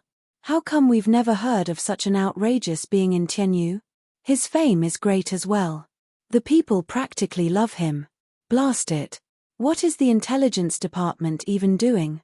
An expert like this that every common man knows about yet we've gotten no wind of? They're all nothing but 2-bit rejects. Ignoring it all, Zhuofan strode over to Yun Shuang. She had put on a wide smile, being relieved for the people's safety. At some point, her heart knew that as long as Zhuofan was around, everything will be a-okay. Zhuofan was the one who gave her such a sense of security. Steward Zhuo. Yongning squeezed in with Yang Fu through the crowd, running at them. She bowed, forgive me, Steward Zhuo, for our tardiness in buying the goods you asked for. Please don't blame us. We are mere servants, nothing in your eyes, but we are hardworking. Someone blocked our path. Zhuofan noticed her wink and laughed. This girl hasn't been around me for long, yet she has developed quite the flair for the dramatic. The Chuanrong delegation was overwhelmed. Say what? That lady just now and the new kid are only errand boys. Everyone from Chuanrong felt a chill. Mommy, which house is bursting at the seams to have a profound heaven expert doing errands? Weren't profound heaven experts supposed to be clan elders in Tianyu? Gulping, the Chuanrong looked at them in fear. If a servant's requirements are at least the profound heaven stage, then what about their elders, clan head, and even venerables? More importantly, how many clans like these are there in Tianyu? They all knew Tianyu was a hidden den of monsters, but this was ridiculous. No, how is that hidden? Even the common man knows their outstanding blue blood. God damn you, Hu Lianchai. How the hell did you perform your investigation? The Chuanrong glared at the last rider on the 5th level spiritual beasts, a thin middle-aged man. The guy was bewildered as well, lowering his head in shame. When did Tianyu whip out a fresh batch of clan members? Or are they bluffing? But a glance at Zhuofan had him sighing instead. Losing all nerve, Zhuofan was a 3rd layer of profound heaven expert, but a hand of his trashed a 5th level spiritual beast. Not even Jar Lahan could do that. For a freak like that to be a steward and the clan to have profound heaven experts as servants may not be such an oddity. The Chuanrong looked at Zhuofan's group with solemn gazes. With all their arrogance washed away, the younger generation on the 2nd floor felt their cheeks twitching in tandem. Zhuofan is the worst influence. He is pushing them deeper on the path of violence. Chapter 391, Tuoba Liufeng. Chapter 391, Tuoba Liufeng. You know you're wasting time, so why are you still here? If you run late and the young master isn't satisfied, I for one can't suffer the consequences, and you sure as hell can't either. Flicking his sleeve, Zhuofan strutted forth. He might as well go with the flow and take the play as far as it took him. The Chuanrong grew tense. This outrageous thing is afraid of his young master? This clan must have harsh rules, with experts in droves. So much so that the steward who has such godlike power isn't of high status in the clan and has to cater to the young lord's whims? Everyone knew the strong ones in the clan were revered, and even the clan head watched his tone around them, let alone the young master. From the sound of it, he isn't much in the clan. But what does that make his clan? An abomination? Yongning and Yun Shuang shared a sneaky smile, and the people hid their joy. All of Tianyu knew of Zhuofan by now, a steward in name yet the de facto leader of the Luo clan in the clan head's absence. Only Gux would actually fall for his antics, and the Chuanrong were shaking in their boots with the intel and their numbers. They figured they'd boss Tianyu around, with no house or clan messing with them. Reality proved otherwise, however. They'd just met a servant who was a profound heaven expert, while their steward was a godlike freak capable of doing anything. Case in point, didn't the steward wipe the floor with their general's mount? It was by this clan's grace that they weren't dead already. The Chuanrong slumped, losing their haughty air. A handsome youth even cupped his hands. My subordinate was too impulsive, and I apologize for the trauma he caused. Thugs on the outside yet pushovers at heart. His attitude earned the contempt of everyone. Be that as it may, having the delegation apologize for its transgressions was enough, no? Tell that to Zhuofan. He never once looked at them, treating them like air. As he turned to Yun Shuang, what are you standing around for? Back to shopping. Ridiculous. Jar Lahan's eyes spat fire, his fists tight. The princess snickered inside, yet not quite content with how subdued the drama was. She wanted it blown sky high and pointed at the Chuanrong. Steward Zhuo, how are we to do that when they're blocking the road? Zhuofan eyed her for a second, picking up on the glint in her look. Perfect timing. Let's get those guys to act and get a feel of the situation, shall we? Hold on while I deal with this. Turning a cold look to the Chuanrong, he walked over. The imperial capital's main street is for walking, not parading your pets. Anything on all four, out. What did you say? Jar Lahan snapped, his muscles tightening like steel, his body primed to explode any minute. The youth next to him turned glum. Zhuofan was treading on thin ice. The Chuanrong were beast-rearing people. They'd lived all their lives among them. Asking them to throw their beasts out was like demanding them to give up their advantage and pride. The answer was an obvious no. The 8 houses people on the 2nd floor snorted. Most of them had first-hand knowledge of Zhuofan's style. He'd even steal candy from a baby. No low was beneath him. He'd wrung them off of all dignity and still act like the sore loser per Zhuofan's MO. He'd first taunt his victim, so he'd act in self-defense, leading them to strike first. The result? Of course, beating the crap out of you, all while standing on the moral high ground. Let's see if anyone can top that. How many innocent victims had fallen under Zhuofan's malignant thumb? with nowhere to vent their loss and were forced to suffer in silence. Everyone knew that. Zhuo Fan's infamy was practically built on it. Exceptions being the Chuanrong, the new guys, the fresh meat, falling for it hook, line and sinker. There wasn't a soul out here who wasn't snickering inside, waiting for the show to start. That's what you get for being obnoxious. Clueless as you are, you should keep your head down anywhere near Zhuo Fan. The Chuanrong youth walked up to Zhuo Fan, his heart unsettled. A deep breath helped a bit before he began. We are Chuanrong warriors, our beasts never leave our side. We only know how to advance and never retreat. If you are capable, then you can make the spiritual beasts fall back. The people cried, holy moly. Inside Zhuo Fan blinked once, then stared back, an evil grin playing at the corner of his mouth. That kid sure is something. Long Xingyun sighed. The rest agreed his words were impeccable. Neither an outright refusal nor taking it lying down, but he had shifted the issue onto Zhuo Fan. To have him deal with it, everyone knew the youth probably had no clue what Zhuo Fan was made of, thus he chose the middle ground to neither sound threatening nor a coward, thinking that Zhuo Fan was a man of importance. It was a perfect blend of tone and words to defend his self-respect, and thus he had dumped the issue on Zhuo Fan's head. Failing to scare the beasts back would put Zhuo Fan on the spot. Two birds with one stone. He had avoided the taunt and forced the other person to take action. Now it begged the question, who on earth could push back 1,000 spiritual beasts? Not even Chuanrong's best beastmaster could do it. The Chuanrong watched the youth with gratitude and gave Zhuo Fan a wide grin. Long Xingyun gasped, inspecting the youth, who is he? So young yet versed in politics and strength. Luo Yunhai nodded, he is leader material, with an air about him that could have only been gained in battle. Ha ha ha, brother, your eyes are getting sharper. 4 people stepped on the second floor, the 4 tigers of Tianyu. Looking at the standoff outside, Du Gufeng laughed, we've been waiting for the delegation to reach the Imperial Palace's gates yet they just wouldn't show. Turns out the scamp cut them off. I just can't make sense of him. He's picking a fight with anyone. He isn't called Tianyu's #1 thorn for nothing. Ha ha ha. Big brother, could you please not talk like that? It wasn't Zhuo Fan who started it this time. Luo Yunchang tried to salvage the situation. Du Gufeng smiled, brother is so jumpy, but I didn't mean it as steward Zhuo's responsibility. We had figured there'll be some hostilities with the Chuanrong. That's what happens when we battle each other for years and years. Their delegation is only here to showcase their superiority, something we planned for. Yet here they are, dead in their tracks, and saving us plenty of trouble too. The others understood, their march to the Imperial Palace was to set up their powerful position, cut short by Zhuo Fan's interference. Sigh, it's a darn shame too. It was one thing to raise your tone against the 4 tigers of Tianyu, and a whole not her against Zhuo Fan. By the way, brother, do you know that youth?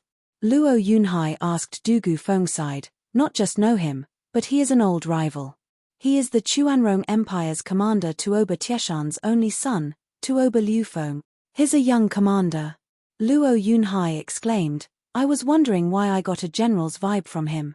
Du Gufeng nodded, his eyes fixed on the youth. Tuoba Liufeng is shrewd, brave and adept in leading his men. A bit on the young side, but he has earned his place in the army. We 4 have tangled with him more times than I can count, and always came at a disadvantage. They say he will take his father's place, a prime candidate to be the next commander. Luo Yunhai's eyes trembled and he ingrained the youth's image in his mind. The next Chuanrong Empire's commander meant their future enemy elder brother. What about the others? Luo Yunhai asked. Du Gufeng said, there are 8 wolf wardens under Chuanrong Empire's commander, of great mettle and are unstoppable. 3 of them are currently present. Du Gufeng pointed at the tough guy stirring trouble. He is second among the 8 wolf wardens, savage wolf Jar Lahan. His innate power and unmatched bravery paint him as someone able to tear apart a 5th-level spiritual beast. A fierce opponent that one there is obscure wolf, Hu Lianchai. In charge of intelligence and scouting, a hidden danger. Du Gufeng pointed at the thin figure. He isn't much to look at, but he is sure to be watching you. His operatives are sharp and capable. Luo Yunhai nodded.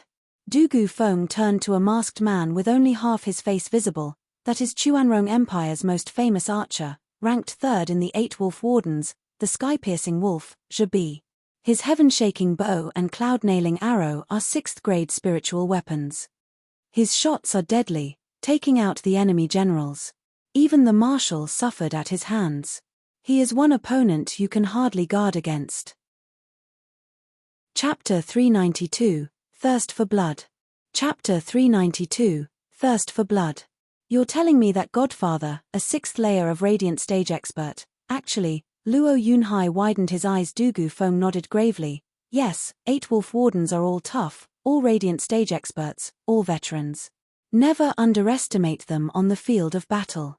Everyone nodded, if not for the 4 tigers of Qianyu saying it, who were engaged in wars all year round. The 8 houses youths would have never known that the Chuanrong had sent a mean bunch this time. Luo Yunhai turned to the last 2, his eyes never leaving the oldest person from his sight.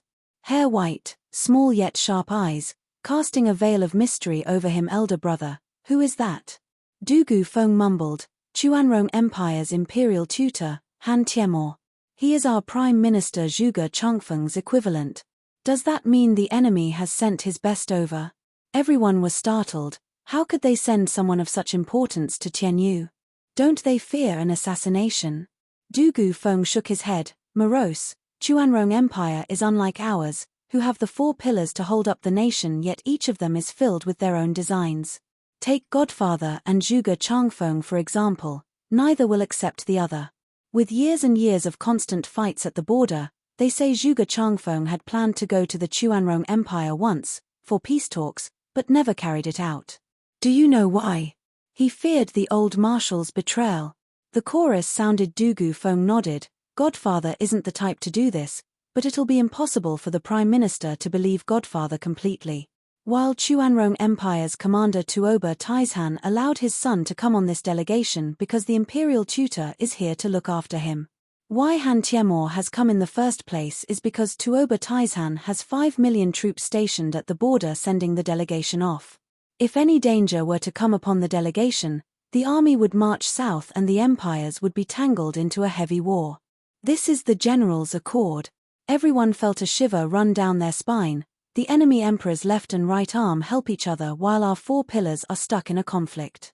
If not for Qianyu's vast lands and many talents cropping up, as well as the 7 noble houses and the empire's 3 guardian sects, would have long since fallen. Everyone shook their heads. What about the babe? Long Xingyun licked his lips, enraptured as he was, pointing at the girl. Du Gufeng deadpanned. She is Tuoba Tieshan's only daughter and Tuoba Liufeng's younger sister, Tuba Liana. Hailed as the #1 beauty in Chuanrong and owner of impressive beast-rearing skills.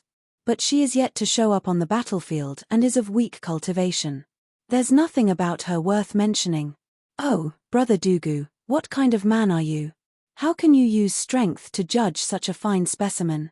Stomping his feet in admiration, Long Xingyun said, she and our women are different, but it's all in the style. I wonder if I can invite her over during her stay in Qianyu. A night in the warm candlelight, a beautiful entanglement, and the war of the nations may very well be a thing of the past. Perv. The women rolled their eyes, the men twitched and sighed. Du Gufeng said, Brother Long, it's best that you forget about her. She is the commander's daughter for one, and although no one has seen her skills, she is no pushover. Don't test her and turn this into an even bigger issue. No biggie, some flowers you can pick, some you can only admire.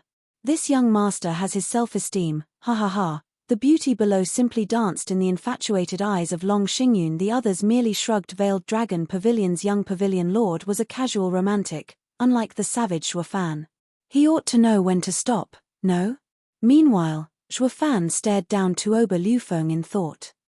Then he grinned, telling you to step back is out of respect for you, faraway guests.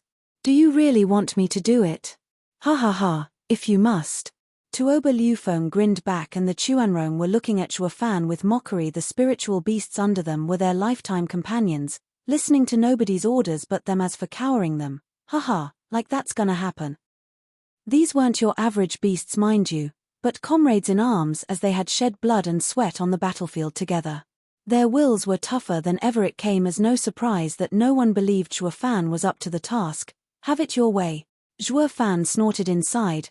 took all the spiritual beasts in his eyes, and his grin spread wider and wider. Tuoba Liufeng's instincts kicked in and his heart shuddered. As for the cause of the queasiness, he had no idea. Shove off. Zhuo Fan's eyes glinted azure along with his bark. It rang louder and louder in the spiritual beasts' ears. It was then that a ripple swept across them. The still cheerful spiritual beasts froze and their riders looked down stunned before the riders could even grab their manner. The beasts were howling away under the stunned gazes of everyone. The 1,000 spiritual beasts scampered off towards the city gates, running for their lives, paying no heed to the riders' orders. Something of incredible dread and terror consumed their minds, driving them insane and leaving them with only the instinct of fleeing. The bond between man and beast, forged in the thick of battle, through happiness and sadness, now laid broken. What the hell? Stop this instant. Tuoba Liufeng's mount was also frantic, but no matter what he said, it wouldn't listen, so he took to the sky, watching the 1,000 beasts on the ground stampeding for the gates, the 6 5th-level spiritual beasts included. It only took a second for them to clear the city. They left behind a bunch of rattled and sorry-ass riders, with an unlucky few trampled under the horde, ending up with broken bones by the dozen. There was not a face out there in another state than bugged out and slack-jawed. Except of course Long Xingyun's gang on the second floor, who only chuckled. They had been through this kind of thing back in the esoteric debate, where Zhuo Fan scared away the blood crocs with a glare. Using savage beasts in front of Zhuo Fan was like asking for a beatdown. Chuanrong Empire, founded on beastmasters, had met their nemesis in Zhuo Fan.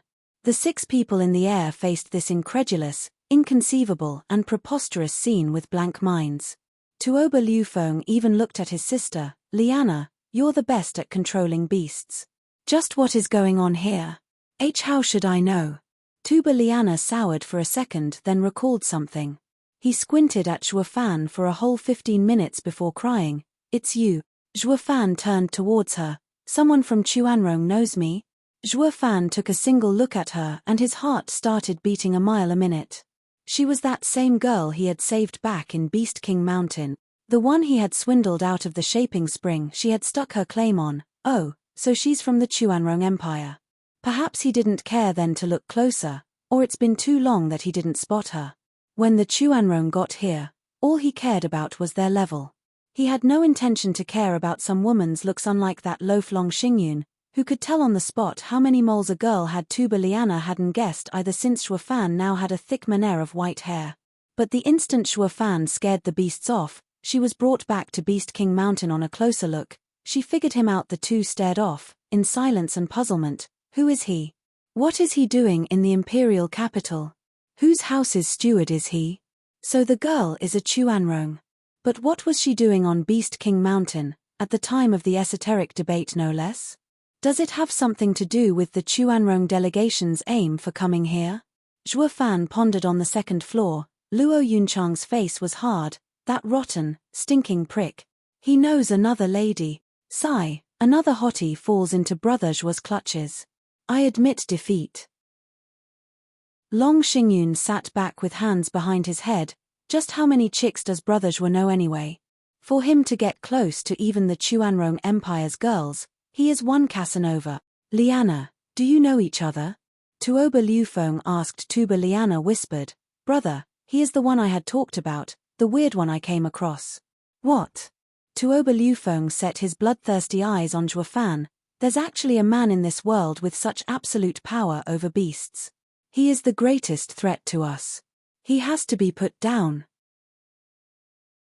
Chapter 393, Tianyu's Number 1 Thorn. Chapter 393, Tianyu's Number 1 Thorn.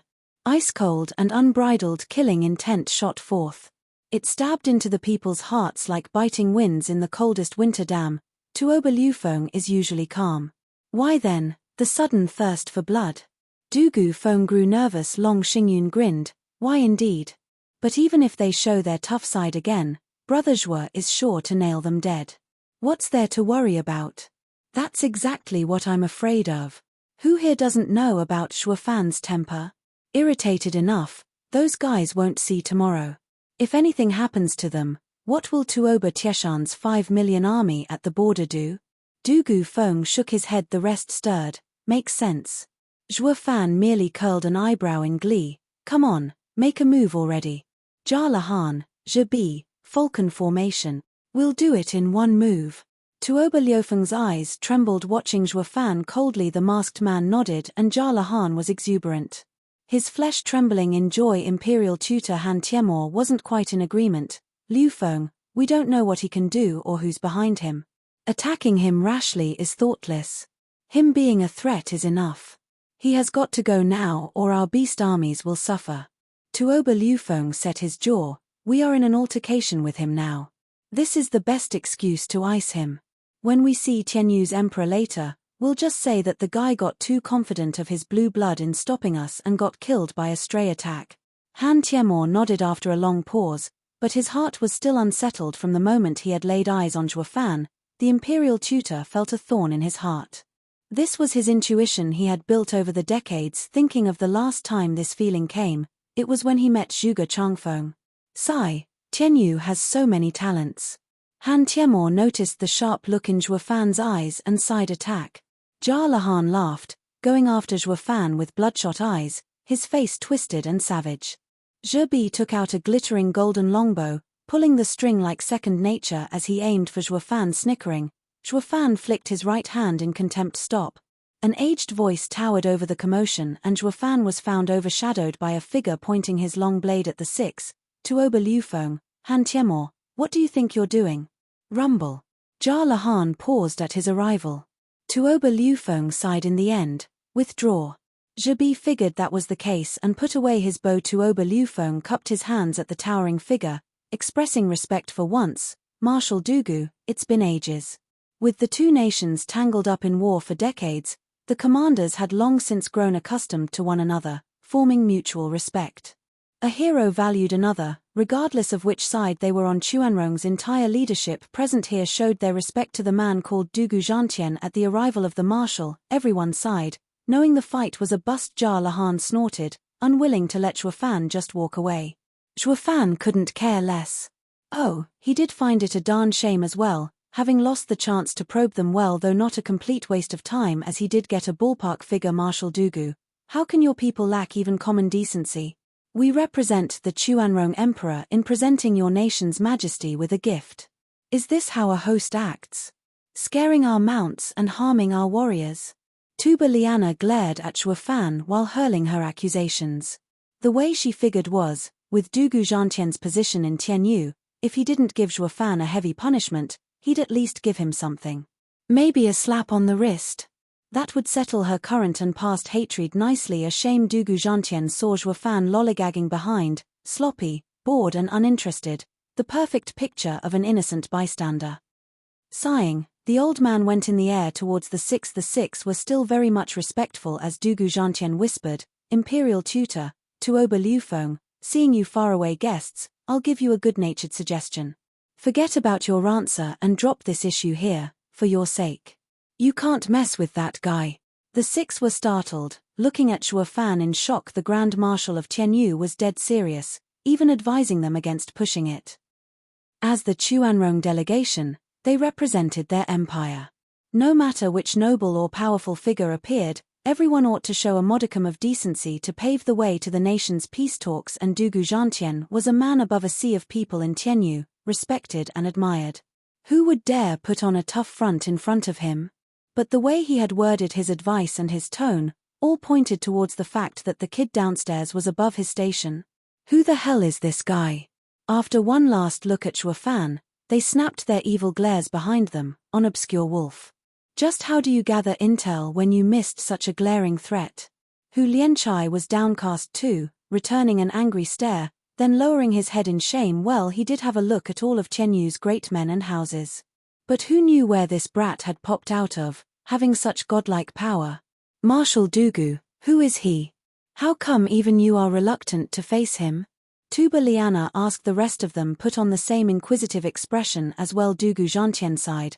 I am not reluctant, but simply find him a pain, a thorn to avoid. The second prince stepped on his toes and he leveled his home. You are the Chuanrong, and I fear that if anything happens to you, it will plunge our nation into a bitter war. I can't have that. Ha ha ha, you must be thinking I stopped you for his sake, right? When I was in fact helping you. Rumble. All of their minds were shell-shocked at the impact this news had. Dugu Zhantian had revealed two crucial pieces of info. Zhuo Fan's authority in Tianyu burst at the seams to ignore the emperor and kick a prince around. Second was Zhuo Fan's power.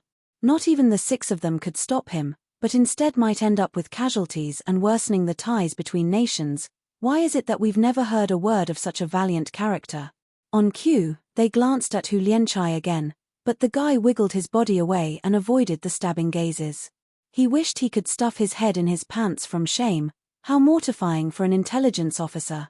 Let me take you to the Imperial Palace. Now remember, keep your distance as much as possible. Dugu Zhantian sighed, then flew towards Zhuo Fan. Kid, I don't care what happened, just please let this one go on my account. They are our guest. Zhuo Fan nodded. Fine, since the old marshal asked, I will. Please do pass this along. This is my turf and not their backyard to jaywalk. Zhuo Fan was talking to Dugu Zhantian, sure, but he was so loud even deaf geezers could hear him, and before he forgot, he left the six with a middle finger as goodbye, making the six's face boil in rage. Only then he sauntered off to Yun Shuang, taking her through the Chuanrong army like a champ. The men pranked by Zhuo Fan were wailing. And now that he was parading among them, their anger pushed them to the edge, but without the six orders, neither budged an inch. Forced to let Zhuo Fan's group swag their way across, he didn't leave them in the dust, but sure as hell left the Chuanrong army without an ounce of dignity. Awesome. Long Xingyun gave a thumbs up. Sticking close to brother Zhuo is the best. Dugu Feng sighed. Thank God Godfather mediated before the matter escalated. This maverick demonic dragon was assumed to be the wolves' next meal, yet now they were the ones left whimpering. Dugu Zhantian shook his head and led the outraged Chuanrong six to the Imperial Palace. Only this time, the six no longer had their cocky attitude, not after the bruises their pride took just a while back. Not in their dreams had they thought it humanly possible that in this trip to Tianyu, while they had barely crossed the city gates, they would be molded into shape. Forget about dignity, they had lost all self-respect. Meanwhile, Prime Minister Zhuge Changfeng and all the officials stood before the Imperial Palace's gates. They had waited and waited, until finally, by some miracle, the Chuanrong arrived. Except the six behind Dugu Zhantian, the rest looked like shuffling and dragging their feet. Some even had to be carried face twitching. The Minister of War whispered, Prime Minister, are they the Chuanrong? Why do they look like stragglers from a routed army? Zhuge Changfeng pondered and soon came to a conclusion with a smile. Ha ha ha, I believe they were indeed routed. I reckon they went head-to-head with Tianyu's number one thorn. The officials were stunned, then snickered inside. This new generation. Chapter 394, Same Side. Chapter 394, Same Side. Zhuge Changfeng welcomed them, ignoring their sorry states out of respect. He led them inside the Imperial Palace, where a feast was held along with the officials.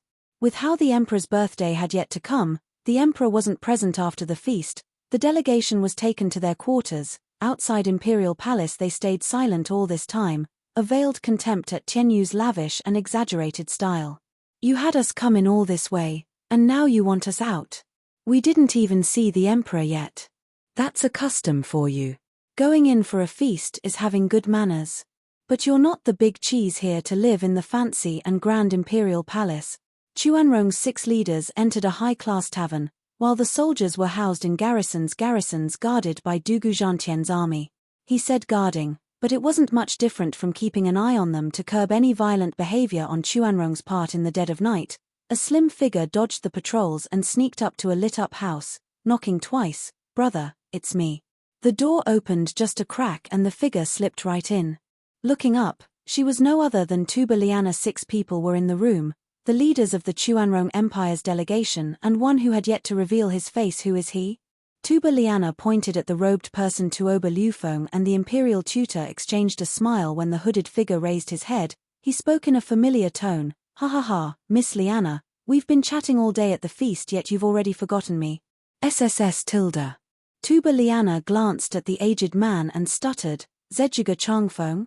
What are you? Liana, don't make a fuss. Prime Minister Zhuge, her brother smiled, is on the same side as us. What? Tuba Liana stared at Zhuge Changfeng for a good while, not quite able to wrap her head around that notion. The great leader of Tianyu's 4 pillars was on Chuanrong's side. Zhuge Changfeng smiled at her obvious confusion. Miss Liana, I and your esteemed father, imperial tutor and your emperor, have been in secret contact for decades. Liana blinked her big purty eyes, turning to her brother, only to find him nodding. Now a believer, she said, I finally get why you were so confident in this mission. You had Prime Minister Zhuge on the inside. He's the one you called the most reliable spy. Tuoba Liufeng merely grinned. He then said, Prime Minister sir, has there been no changes to the plan? I get the feeling the situation in Tianyu has gone through upheaval. Ha ha ha, the young general is keen. It has indeed been so over these past few years. Our plan will just have to keep up with the times. Zhuge Changfeng nodded. Worry not though, the stage has changed in our favor and not against it. How can you be so sure? Han Tiemor said. Zhuge Changfeng had a confident smile. The original plan was to use the Centennial Jubilee as an excuse to bring high-ranked Chuanrong into the imperial capital. When the time is right, Commander Tuoba will put pressure on the borders, taking Dugu Zhantian away and leaving the playing field open for the regent estate to incite chaos in its conquest of the houses. With the emperor's men busy with the mess, he'll have no one next to him, giving us the perfect opportunity to cut his head. The plan was 90% assured of success. Once the emperor falls, the rest will follow. With no support, the veteran Dugu Zhantian will be beaten back as well. At this point, the Chuanrong army will have free rein to go across the country, with Tianyu all for the taking. The crucial point is for all these scenarios to happen at the same time. By the time the Empire's 3 guardian sects find out, it'll be too late. We'll just give them a little something to soothe them later and Tianyu will be ours. Yes, that's the original plan. But what has changed? Han Tiemor asked. Zhuge Changfeng's eyes flashed. This change came out of the blue to everyone. Tianyu no longer has 7 noble houses, rather 8. It is now in an even more tangled mess, with 3 factions in a deadlock. Even the ambitious regent estate finds this situation hard to overcome. How can? Tuoba Liufeng was frantic. Zhuge Changfeng gave him a long look. Actually, you've already met with the 8th house today. Luo clan, led by that steward, Zhuofan. Zhuofan? The same one who blocked us. Everyone cried out. Tuoba Liufeng thirsted for blood. He can't be left alive. Since they are foiling our plan, then we will help regent estate in rooting them out. Young Master Tuoba, take it easy. Zhuge Changfeng threw a mocking smile. If Zhuofan was such an easy target, he'd be dead ages ago. With all due respect, as you are now, facing Zhuofan will end with you all getting annihilated. Each of them was shocked and looked at Zhuge Changfeng incredulously. Tuba Liana snapped, Prime Minister Zhuge is trying to scare us. I've met with Zhuofan before. He is strong, yes, but not invincible. Jarlahan or Zhabi, in fact anyone here can easily kill him. With 2 against him, he is sure to breathe his last for good. Jarlahan and Zhabi swelled with pride. We ain't top Chuanrong warriors for nothing. Zhuge Changfeng shook his head. Ha ha ha, Miss Liana, when did you meet him? What was his cultivation? Around a year ago. He was a peak bone tempering cultivator then. Tuba Liana recalled. Now that he's in the 3rd layer of profound heaven stage, it proves he's incredible, but nothing we can't handle. Zhuge Changfeng sighed. Anything can change, given enough time. For a monster like Zhuofan, a year is more than enough. Ha ha ha, look beyond his low cultivation. Pitting your radiant stage experts against him is overconfidence and blind ambition. You're setting yourself up for failure. Jarlahan and Zhabi glowered as Zhuge Changfeng continued uncaringly and spoke with an exceedingly cold gaze. Not to mention, Tianyu's every faction is in a deadlock. Looks quiet from the outside, but a storm is brewing underneath the surface. It's the best time for our plan. And the best candidate to break the stalemate is none other than the dauntless Zhuofan. You can't touch him before that, understand? Zhuge Changfeng's speech ended with a command, not something the Chuanrong's top dogs would be keen to readily accept. Only Han Tiemor was pensive before nodding. You know the situation better than us. We will listen to the Prime Minister. Zhuge Changfeng nodded pleased. He chatted for a while longer and then slipped away. His 2 elders were waiting outside with Zhuge Changfeng gone. Jarlahan was the first to act out. Imperial tutor, young master, Are we just going to do what the old fox said? We have no choice. We are strangers in a strange land and shouldn't act on a whim. Han Tiemor said, Obscure wolf, you have 3 days to find out about Tianyu's latest events. And this time, don't let the factions' relations and their actions escape your notice. Face red, Hu Lianchai bowed and left in the pitch-black night. Meanwhile, in the imperial palace's study, the emperor was reading the reports when a reportee came. A black figure kneeled. Your Majesty, news has come that the Chuanrong delegation is housed. Also, the Prime Minister has made contact. The emperor's beard shook and he grinned. Ha ha ha, it has finally begun. The emperor took black and white pieces from a chess box beside him and threw them on the ground. The pieces are in play. All that's left is a checkmate. At the parish observatory, Yun Shuang inspected the sky with the heaven communing apparatus. Zhuo Fan stood watch with a frown, replaying today's events. That Chuanrong girl in particular kept coming back to him. Tilda.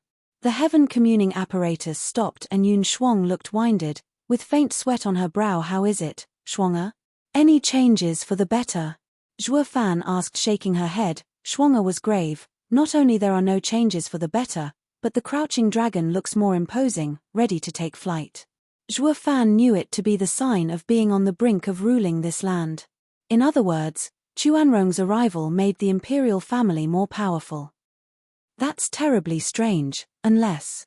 Zhuo Fan's eyes glinted. Yun Shuang begged, Steward Zhuo, this sight has shown me that the land will be in even more chaos. The people will be in pain, suffering, and will be wretched. I beg of you, please save them. You alone can change this fate. Yun clan people are so strange. You've set aside your revenge for your kin and instead care for others. Zhuo Fan grinned. No worries, you are with me now. I will help you achieve your wish. No, it's for the people, Yun Shuang justified. Zhuo Fan teased. I'll do it for you, but don't feel like doing the same for the people. Now, who do you want me to do it for again? For me. Blushing, Yun Shuang lowered her head. Zhuo Fan laughed, his mind filled with constant thoughts. Everyone is dead focused on the Luo clan. Chapter 395, Picking a Spot. Chapter 395, Picking a Spot.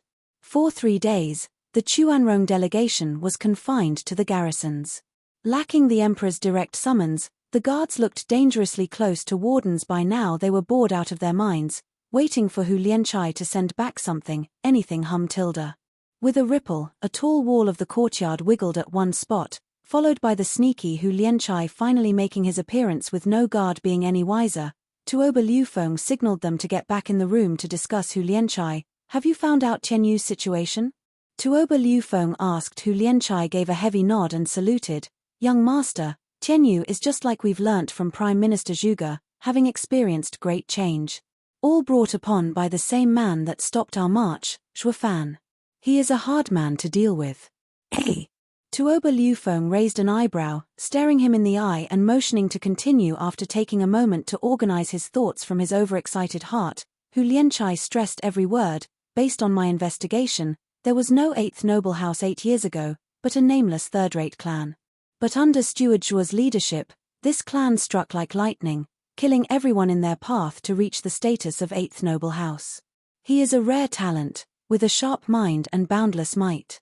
Hu Lianchai gave a systematic recount of the clan's history, sighing now and then, but all out of respect and fear. The narration took half a day. Everyone watched him blankly, their lips dry, unable to believe. Tuoba Liufeng, an imperial tutor, were downright plagued with worry. In less than a decade, he had raised a third-rate clan into a house, even surpassing their 1,000-year-old legacy. This man was a true rarity. He wasn't just some guy with a gimmick, but an unheard-of genius in the truest sense of the word. Hu Lianchai, are you sure you aren't wrong? How could this have happened? How is he so strong?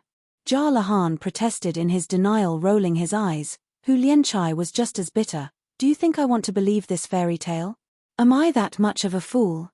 Everyone on the streets knows about this, down to the last bum. I am forced to believe it. That's why Zhuge Changfeng told us to stay clear of him. He is a serious threat.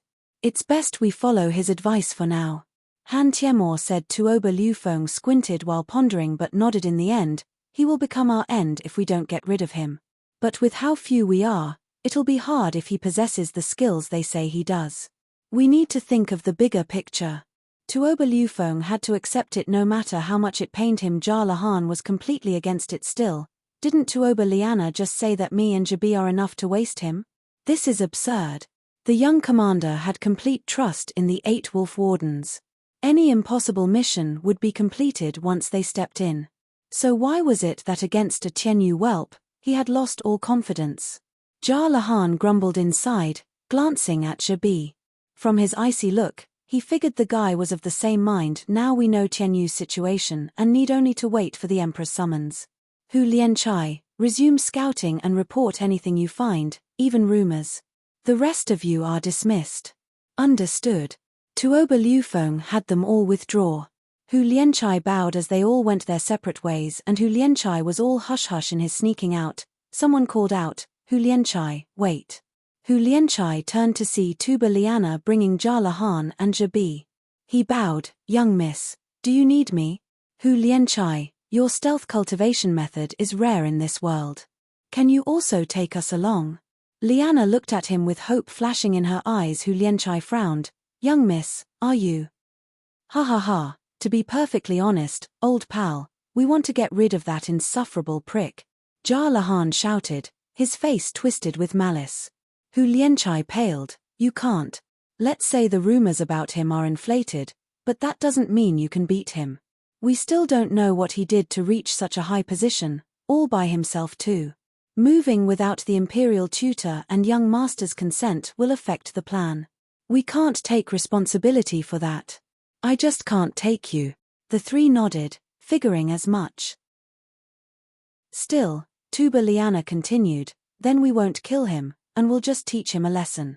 Hu Lianchai, you've heard it as well, how brother isn't confident in you 8 wolf wardens. We have to prove him wrong, to wash away this shame as Chuanrong warriors. What if the kid is as godlike as they say? Enough IFS. Rumors always tend to exaggerate. When have you seen someone that strong around? Taking the attacks of 2 peak radiant stage experts at the 3rd layer of profound heaven stage? That's inhuman. Tuba Liana cut him off with a strong objection. Jahlahan, with your innate power, you've lived among spiritual beasts deep in the mountains until 20. Can you do it? Do you believe such a ridiculous thing actually took place on this earth? Jahlahan shook his head with a smile. Young miss, I don't mean to brag, but I have yet to find someone who can survive my strength. When I entered the radiant stage, I could handle a peak radiant stage body cultivator's attack, while 2 would be somewhat harder. This is why I do not give credence to what Hu Lianchai says about the prick's masterstroke. It is a fantasy, a made-up fairy tale. Yeah. I've met the guy, and even though he is fast at cultivation, that doesn't make him invincible. We're only going to expose the charlatan for who he is and showcase the divine might of Chuanrong. Tuba Liana's face was filled with pride, not to mention that bastard was mean to me back in Beast King Mountain. He even stole my stuff. And I'm supposed to just let him get away with it. We, Chuanrong, are no pushovers. Hu Lianchai nodded. They were warriors who didn't know how to retreat. Of course they'd be sure to vent their mistemper tantrum with no more preamble. Hu Lianchai nodded. All right, young miss, enter my beast holding ring. I'll take you out. Eyes aglint, Tuba Liana and the other 2 perked up in a flash of white. Hu Lianchai had them tucked away. Hu Lianchai's figure shimmered and he soon blended in with nature, moving around like a heat wave. Meanwhile, in the Regent of Prosperity's compound's garden, Zhuo Fan was sipping green tea under a pavilion.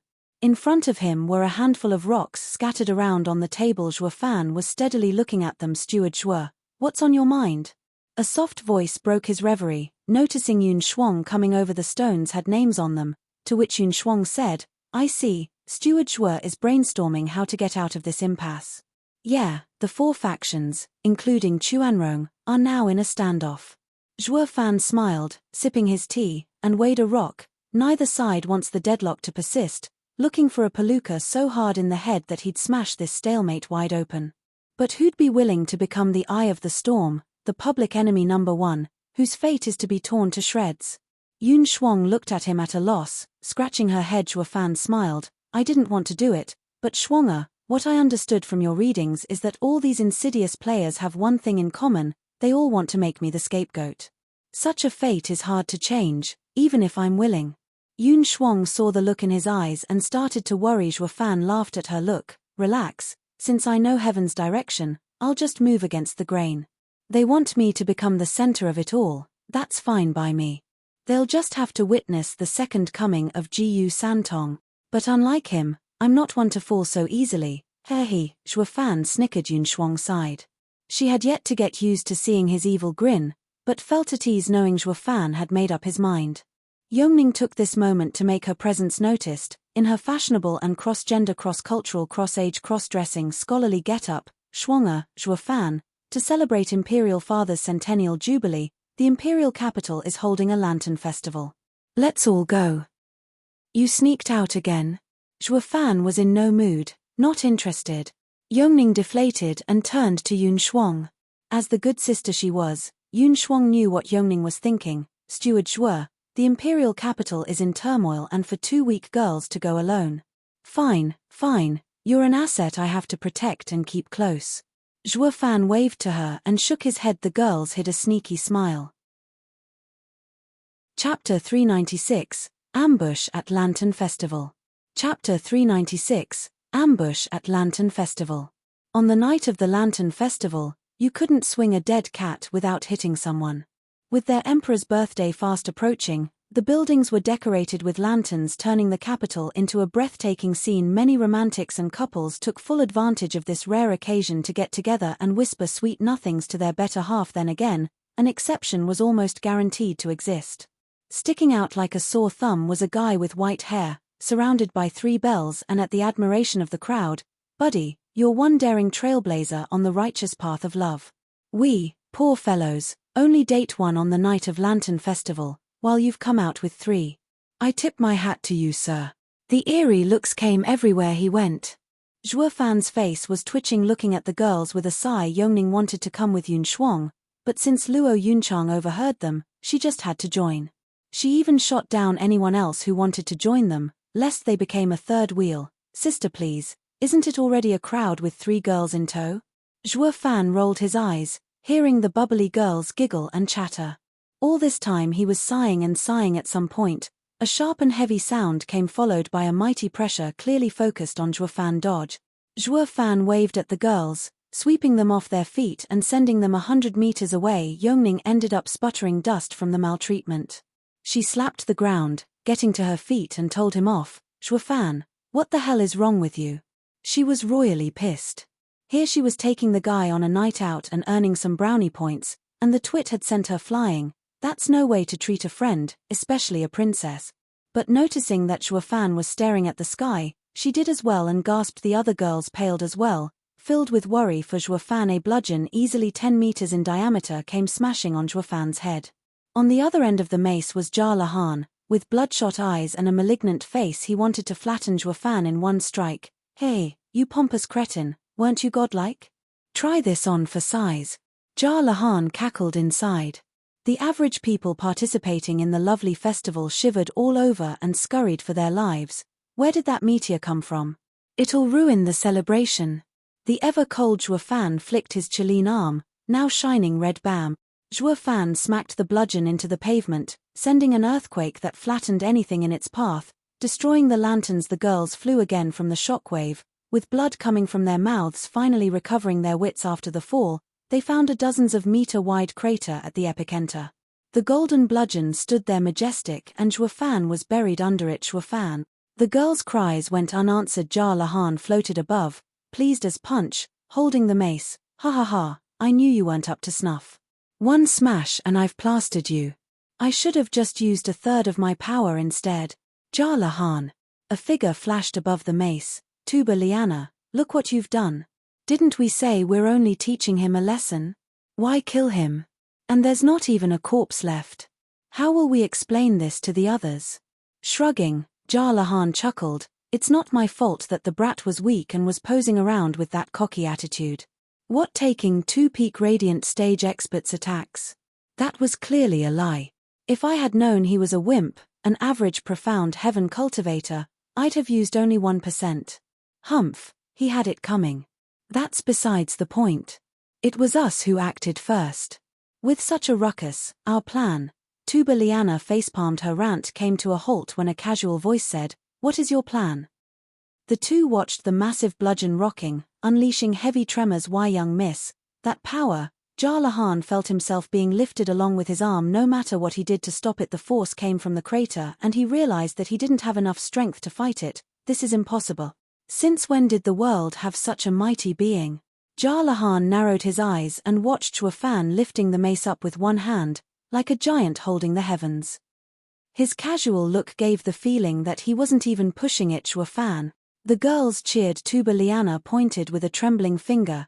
He's still alive and not a scratch on him. Jarlahan, use everything to push him back. I already am.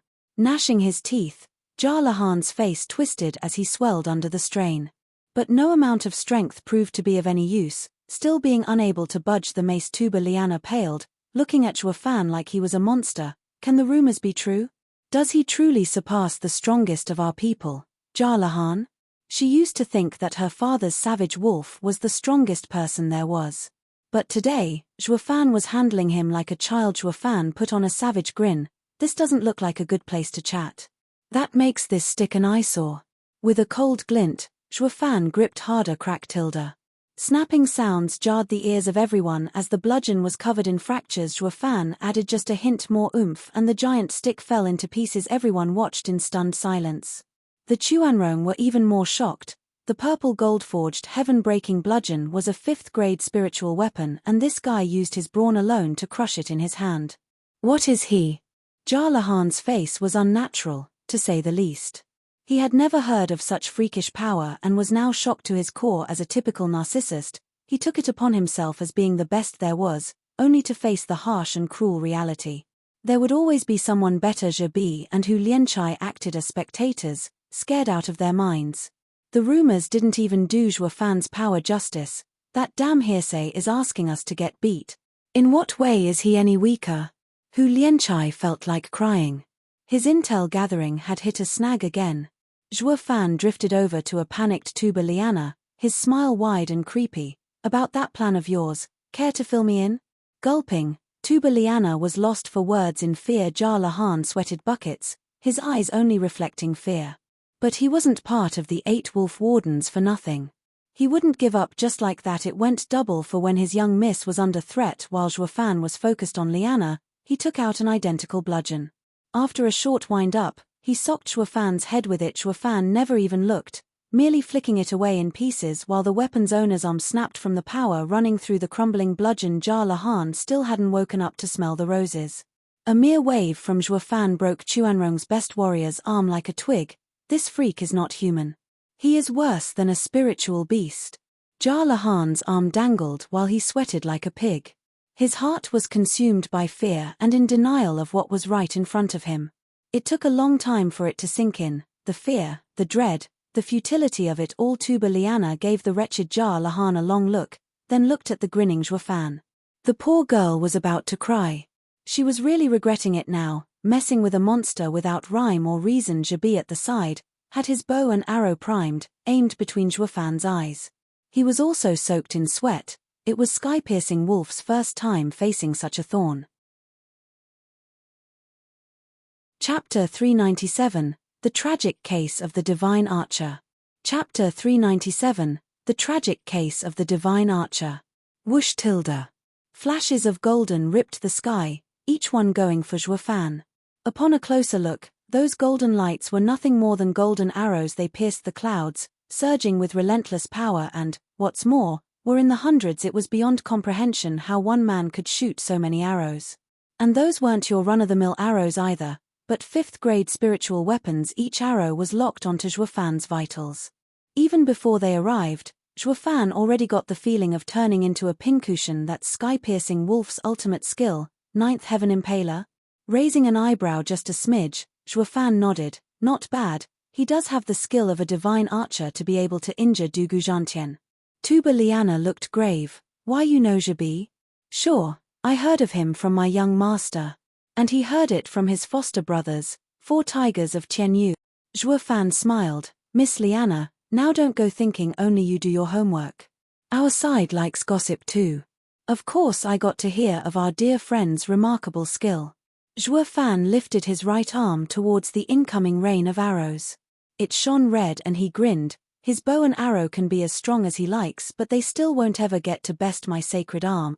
Tuba Liana realized he knew everything about them. Taking him by surprise was nigh impossible now. A darn shame Jabi was the exception. Humph, posh prick, people don't just pace around, they improve. Everything you know about us is outdated. Tuba Liana snickered, grabbing Jar Lahan and flying away. Zhuo Fan was at a loss seeing her pull some distance, and then it happened. The shining arrow rain split in every direction. They surrounded Zhuo Fan and only then shot towards him. Now Zhuo Fan had no way to dodge. Being at the center of an imploding sphere of arrows, any weakness Zhuo Fan had would be most clearly struck. His two beast fists were in no way capable of defending every inch of him either. He was at death's door. Ha ha ha, see that rotten jerk? That's Jabi's newest ultimate, 1000 Arrow Focal. This is his first time using it on the field. Try and block that. Tuba Liana was delighted in Zhuo Fan's plight. The girls below were worried sick. The smile on Jabi grew and grew. He knew exactly what this move could do. Each arrow was a 5th grade spiritual weapon, each fired at full power, and now had the guy surrounded. It was impossible to make a perfect dodge or block. Even if Zhuo Fan survived, he'd be in a world of pain. This is called flawless archery. Jabi had moved himself by what he had accomplished. Using his newest ultimate on a super expert like Zhuo Fan was the best field test. Zhuo Fan wasn't that thrilled. He sighed and dropped his hand. Word on the street is that 9th Heaven Impaler is incredible. I thought of giving it a shot and to see how my arm fares. Yet instead I'm stuck with some 1000 arrow something. How droll. Jabi almost spat blood. His toil and sweat in creating this ultimate skill had earned a huge ixnay by Zhuo Fan's evaluation. His heart couldn't take it. Humph, ignorant sad sack, we'll see who's crying later. Tuba Liana stuck out her head, having the same reaction. Humph, cut the act. You may be strong, but not even you can fend off this attack. You're finished. The sparkling arrows were this close to prick Zhuo Fan, not that he cared. How about a bet? If even one arrow touches me, my head is yours. If not, I ask Miss to be kind enough to explain that little plan of yours. Fine. Tuba Liana was incensed, replying on the spot. While Jar Lahan was panicking, young Miss Liana dissed him with a wave. The glittering arrows were now a meter away from Zhuo Fan. There was no way he could get out of that, not when they covered all exits. Tuba Liana thought this bet was a foregone conclusion. Jar Lahan nodded as well, snickering inside. The kid is strong, but not capable of avoiding all of that. Young Miss will win by a landslide. But their next reaction was, Holy Mother of God, how can he do this? Zhuo Fan squinted, a soul ripple flashed and he picked up on Jabi hiding behind a tree 1000 meters out. Jabi sensed it as well and knew that Zhuo Fan had found him. Though he wasn't afraid the arrows were this close to turning Zhuo Fan into a pincushion. He had bigger things to worry about than the shooter. Under the shocked and disbelieving gazes, Zhuo Fan lifted his right arm like a king and snapped his fingers just as the first arrow reached his chest, demanding, go. Whoosh tilde. The hundreds of arrows disappeared, appearing 1000 meters away, aimed at Jabi's hidey hole. What the hell? Jabi was scared out of his mind and dropped all demeanor, now surrounded by his own attack with blasts galore. Each arrow went for where it hurt. Flashes streaked the night sky on and off, in tune with the wails of agony in between. Venturing a guess, it was safe to assume that the divine archer had no frigging clue how the hell this had happened. His first lab rat for his newest ultimate was himself. Something black and smoking plopped onto the ground, twitching now and then, squirting blood from God knew where. All that was secondary though. What mattered was the gibberish coming from his mouth, with shock reflecting clearly in his eyes, more or less along the lines of cursing and wailing. Zhuo Fan's right eye's golden halo subsided and he laughed. Ha ha ha, a true sky-piercing wolf and a flawless aim. Every last one of those hundreds of arrows hit true. I bow before the master. Tuba Liana and Jar Lahan were slack-jawed. Their minds were spewing curses, obscenities and vulgarity faster than that divine archer's shot. What just happened? What did he do? Oh, God. Lost was the look of confidence and pride on the two. All they could express was fear and shock. Where the hell did he come from? The arrows just turned on their own maker without so much as a warning. How in blazes is that even possible? Zhuo Fan smiled his creepy grin. Miss Liana, it appears that we have a winner in our little bet. I do hope you'll concede. Gulping, the two faltered away from Zhuo Fan. Looking at him like he was a monster, hell itself spat out. Zhuo Fan wasn't just brawn, but armed with fancy tricks. Now they realized how true Zhuge Changfeng's warning rang. He had cleaved through the 7 houses by himself so far for a damn good reason. Sweet mother of mercy, just who in hell would ever mess with this freak? They even praised Regent Estate's balls for actually fighting this guy for so long. Miss Liana, there are 2 kinds of people I abhor. The overconfident ones, and weasels. You've checked the first type. Now I hope, for your sake, you won't make the mistake of checking the second. I may have to actually get serious. Zhuo Fan stared them down. Tuba Liana's heart was in pain.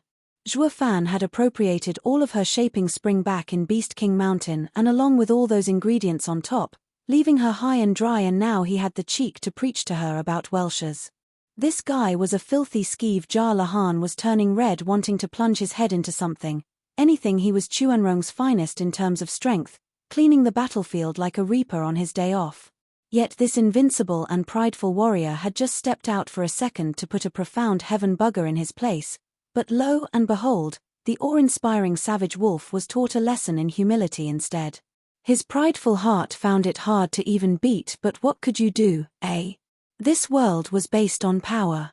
If the guy had you beat and said you were a disgrace, then that answered that. You could be in denial all you want, but you better damn well sit back and take it. If you know what's good for you. Or you could always retort. But was your fist tougher? Didn't think so. Compared to Tian Yu, who practiced righteousness, the Chuanrong revered the strong. In front of Zhuo Fan's power, the two couldn't get a word in.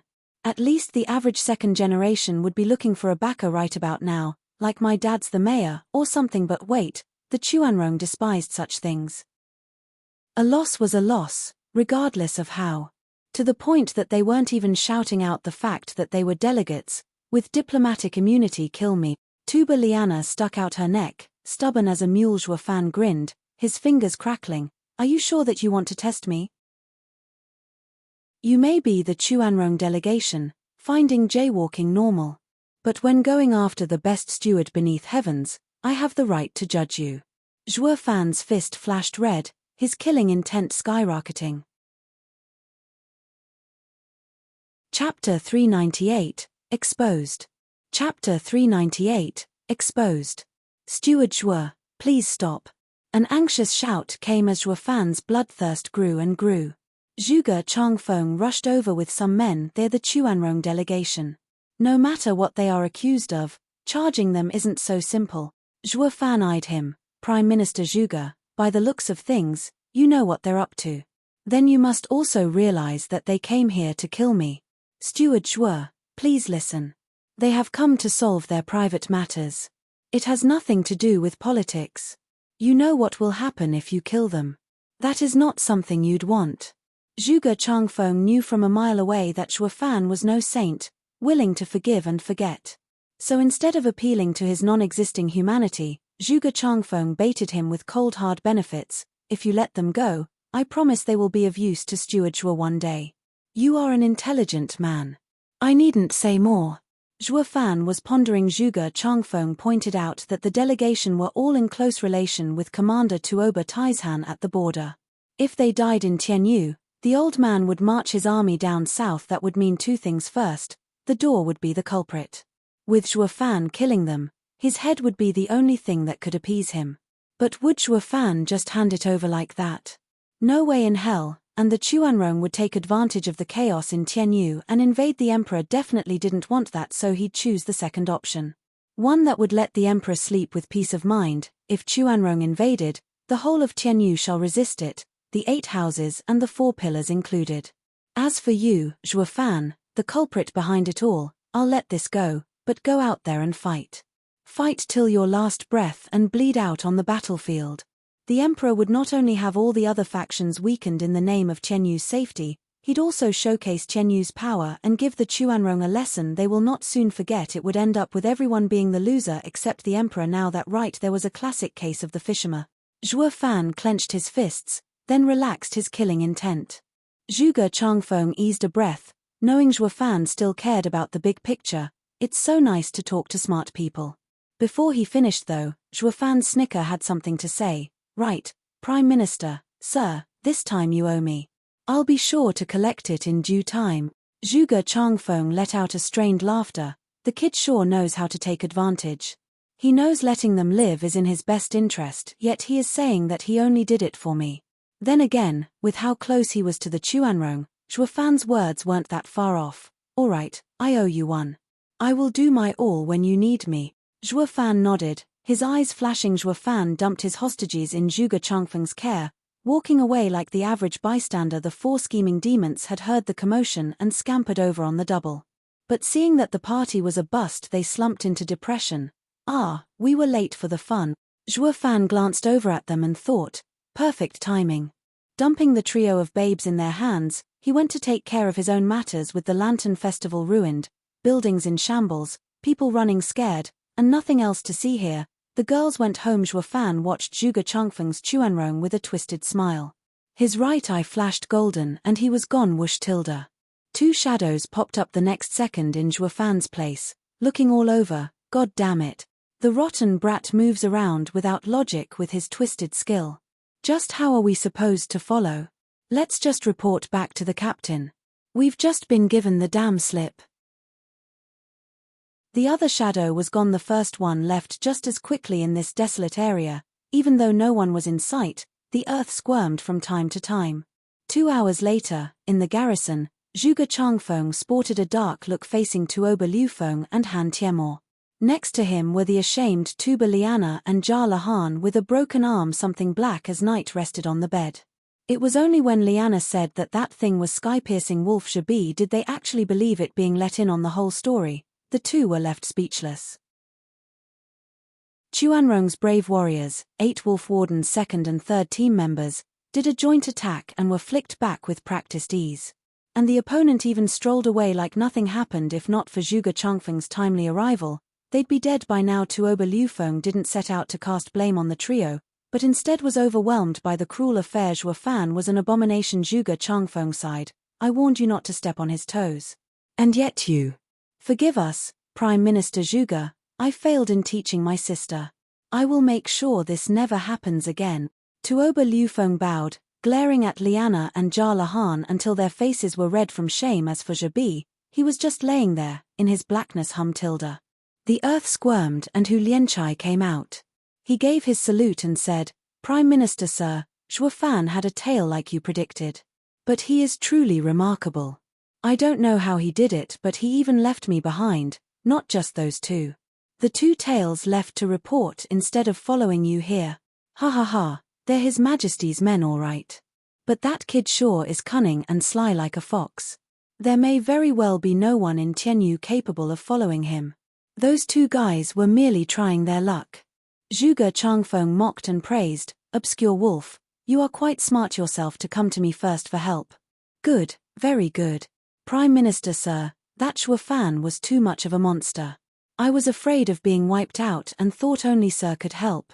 Without Prime Minister Zhuge's help, my sister and my men would have been slaughtered at the hands of that twisted maniac. As a brother and young commander, I express my deepest gratitude. Tuoba Liufeng gave a 90 degrees down angle bow. Zhuge Changfeng shook his head. Young master, there's no need. Even without my interference, Zhuo Fan wouldn't have killed them. Hey! Tuoba Liufeng was lost, but sister said his killing intent was actually visible. Zhuge Changfeng shook his head. He is not feared for his brawn, but for his insidious and twisted mind. His savage routine was all to draw me out. The one who comes out to save you first is bound to be the one closest to you. I presume that even His Majesty knows about our connection now. What? Tuoba Liufeng cried. What do we do now? Zhuge Changfeng said, it's fine. The difference between overt and covert schemes is that the latter will never see the light of day, while the former does not have such limitations. It won't change a thing even if they do know. The events will continue to play out like normal. I can no longer stop them. But wouldn't it have been better if we weren't exposed? Tuoba Liufeng sighed. Prime Minister sir, Why did you come out knowing Zhuo Fan's intent? Zhuge Changfeng's brow trembled and he spoke in a dark tone, because I couldn't gamble whether Zhuo Fan'd act or not and chose to play it safe. I have read many people in my life, but only 2 have failed to open to me like a book. He is one of them. Hey! Everyone was stunned. Zhuge Changfeng was known as the best mind in Tianyu, yet he couldn't see through a brash kid. Zhuge Changfeng smiled in reply to their thoughts. I caught a glimpse of him before the esoteric debate, but ever since after the event, he is closed to me. Or it may be that I don't even want to see. Because in that battle, he had done terrible and unimaginable things. What? Tuba Liana lit up. Zhuge Changfeng sighed. He lost his mind over a girl. It was my first time seeing him like this. In his madness, he had executed some of the most savage ploys. Ending with the death of Regent Estate's eldest young master and plunging the Luo clan into the twisted world of politics before its time. All of these were rash and ill-advised choices. He was sure of it as well, but made them anyway. From that moment, unwanted contriver could no longer read him, and I do not dare fathom his train of thoughts. No one can grasp when he's going to snap or play it cool. Zhuge Changfeng took a deep breath. You now know why I exposed myself and why I had to save you. It is impossible for me to tell if his actions are driven by lunacy or insidious lull. Han Tiemor and the rest sighed. Scared by a man who was too unbalanced, or unreadable, to guess what his next action would be. Meanwhile, Zhuo Fan went to a tea house to meet with a black robe. Chapter 399, Sensitive Talk. Chapter 399, Sensitive Talk. January 1st, 2022. Zhuo Fan used discerning field to scan for any nosy neighbors. Only then did he walk into the tea house and sat across from the black robe. Who knew this day would come when you'd ask me out? The black robe kept his hood low, hiding his features. Zhuo Fan smiled. We're all old friends, in a way. Chatting around a cup of tea after so long is pretty normal. Humph, cut the act. You know it well enough that our grudge can't be mitigated. We never had any friendly chats. The black robe sipped his tea, his words cold. Zhuo Fan giggled. Well, looky here, how you've improved, Tilda. Think I can't snap your head right here, right now? Yes, I do. The man shook his head. You would have long killed me by now, otherwise. I am not your match. But since I've answered your invitation, I'm sure you didn't come here just to finish me off. Zhuo Fan grinned. I see you've done some growing up over the past years. Not just a conniving mentality, but nerves too, just like that old demon back in the day. Shuddering, the black robe's grip on the teacup tensed, yet he continued sipping the green tea. I'll keep it nice and simple. The report I have from my house's spies puts you in a precarious position, at a crossroad. And have you come to threaten me with it? The black robe's cold tone cut Zhuo Fan off. Humph, see how much good will that do? My 2 employers agree on my choice. You won't be using that on me anytime soon. You've pegged me all wrong. I didn't come here to threaten you, instead just to talk. If you're interested, Zhuo Fan stared hard at him. How about a 3-way crossroad? Mind considering taking a step towards the Luo clan as well? Shuddering, the man cried in disbelief. What did you say? I think I was clear enough. Zhuo Fan chuckled. A sly person always has a fallback. Why not get one extra? For you, it comes with no downsides. Don't tell me you haven't been considering it. You're insane. We're enemies.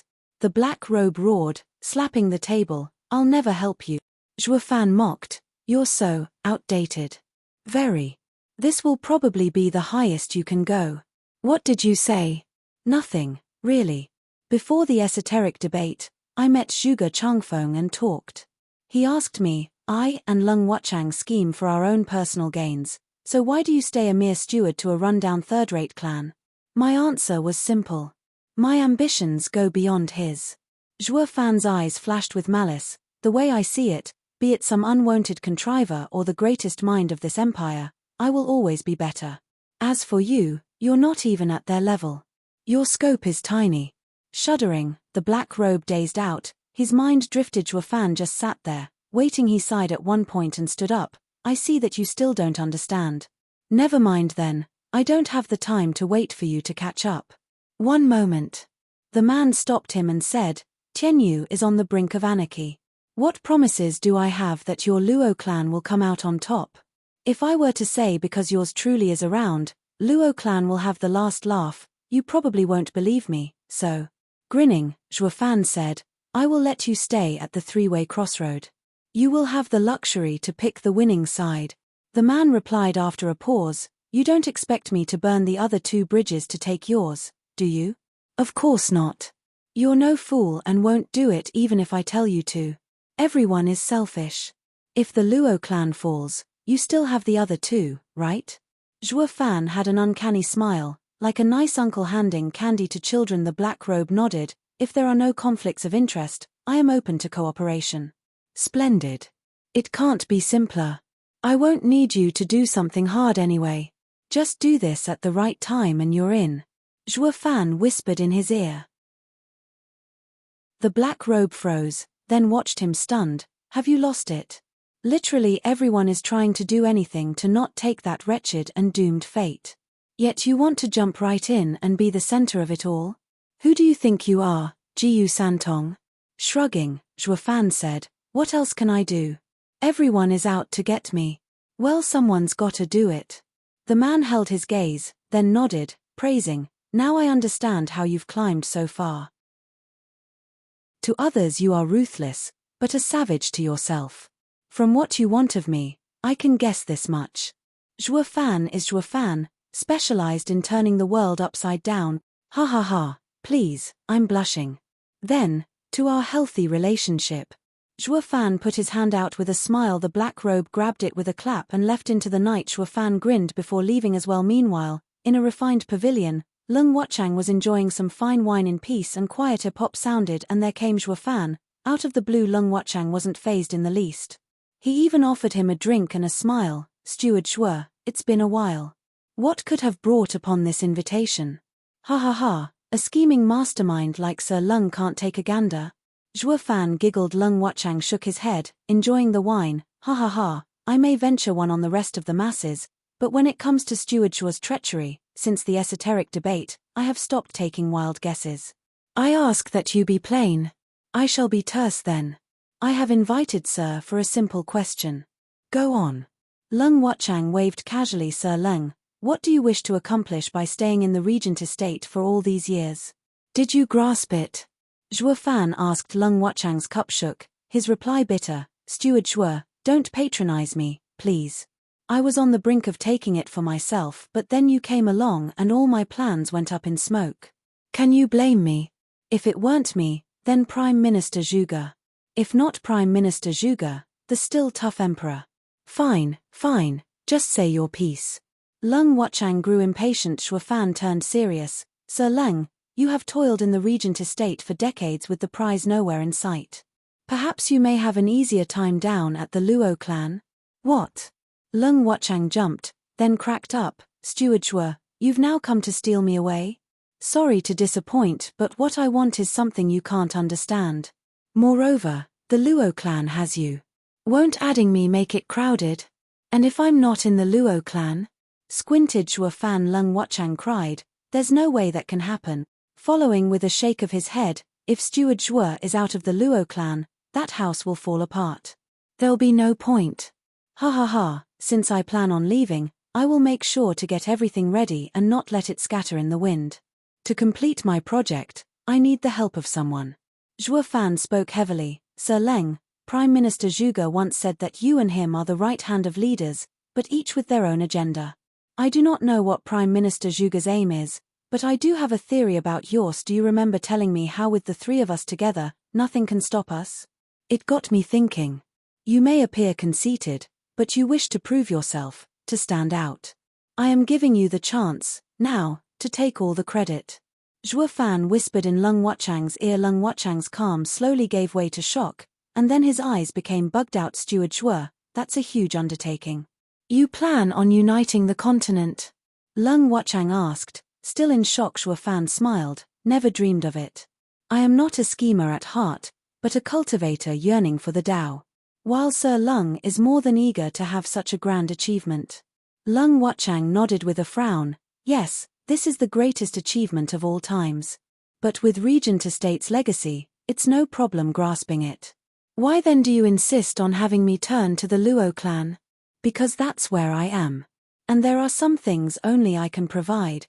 Zhuo Fan put on a mysterious smile. I won't force Sir Lung to make a decision now. All you have to do is a nudge from you at the right moment and you'll be on board.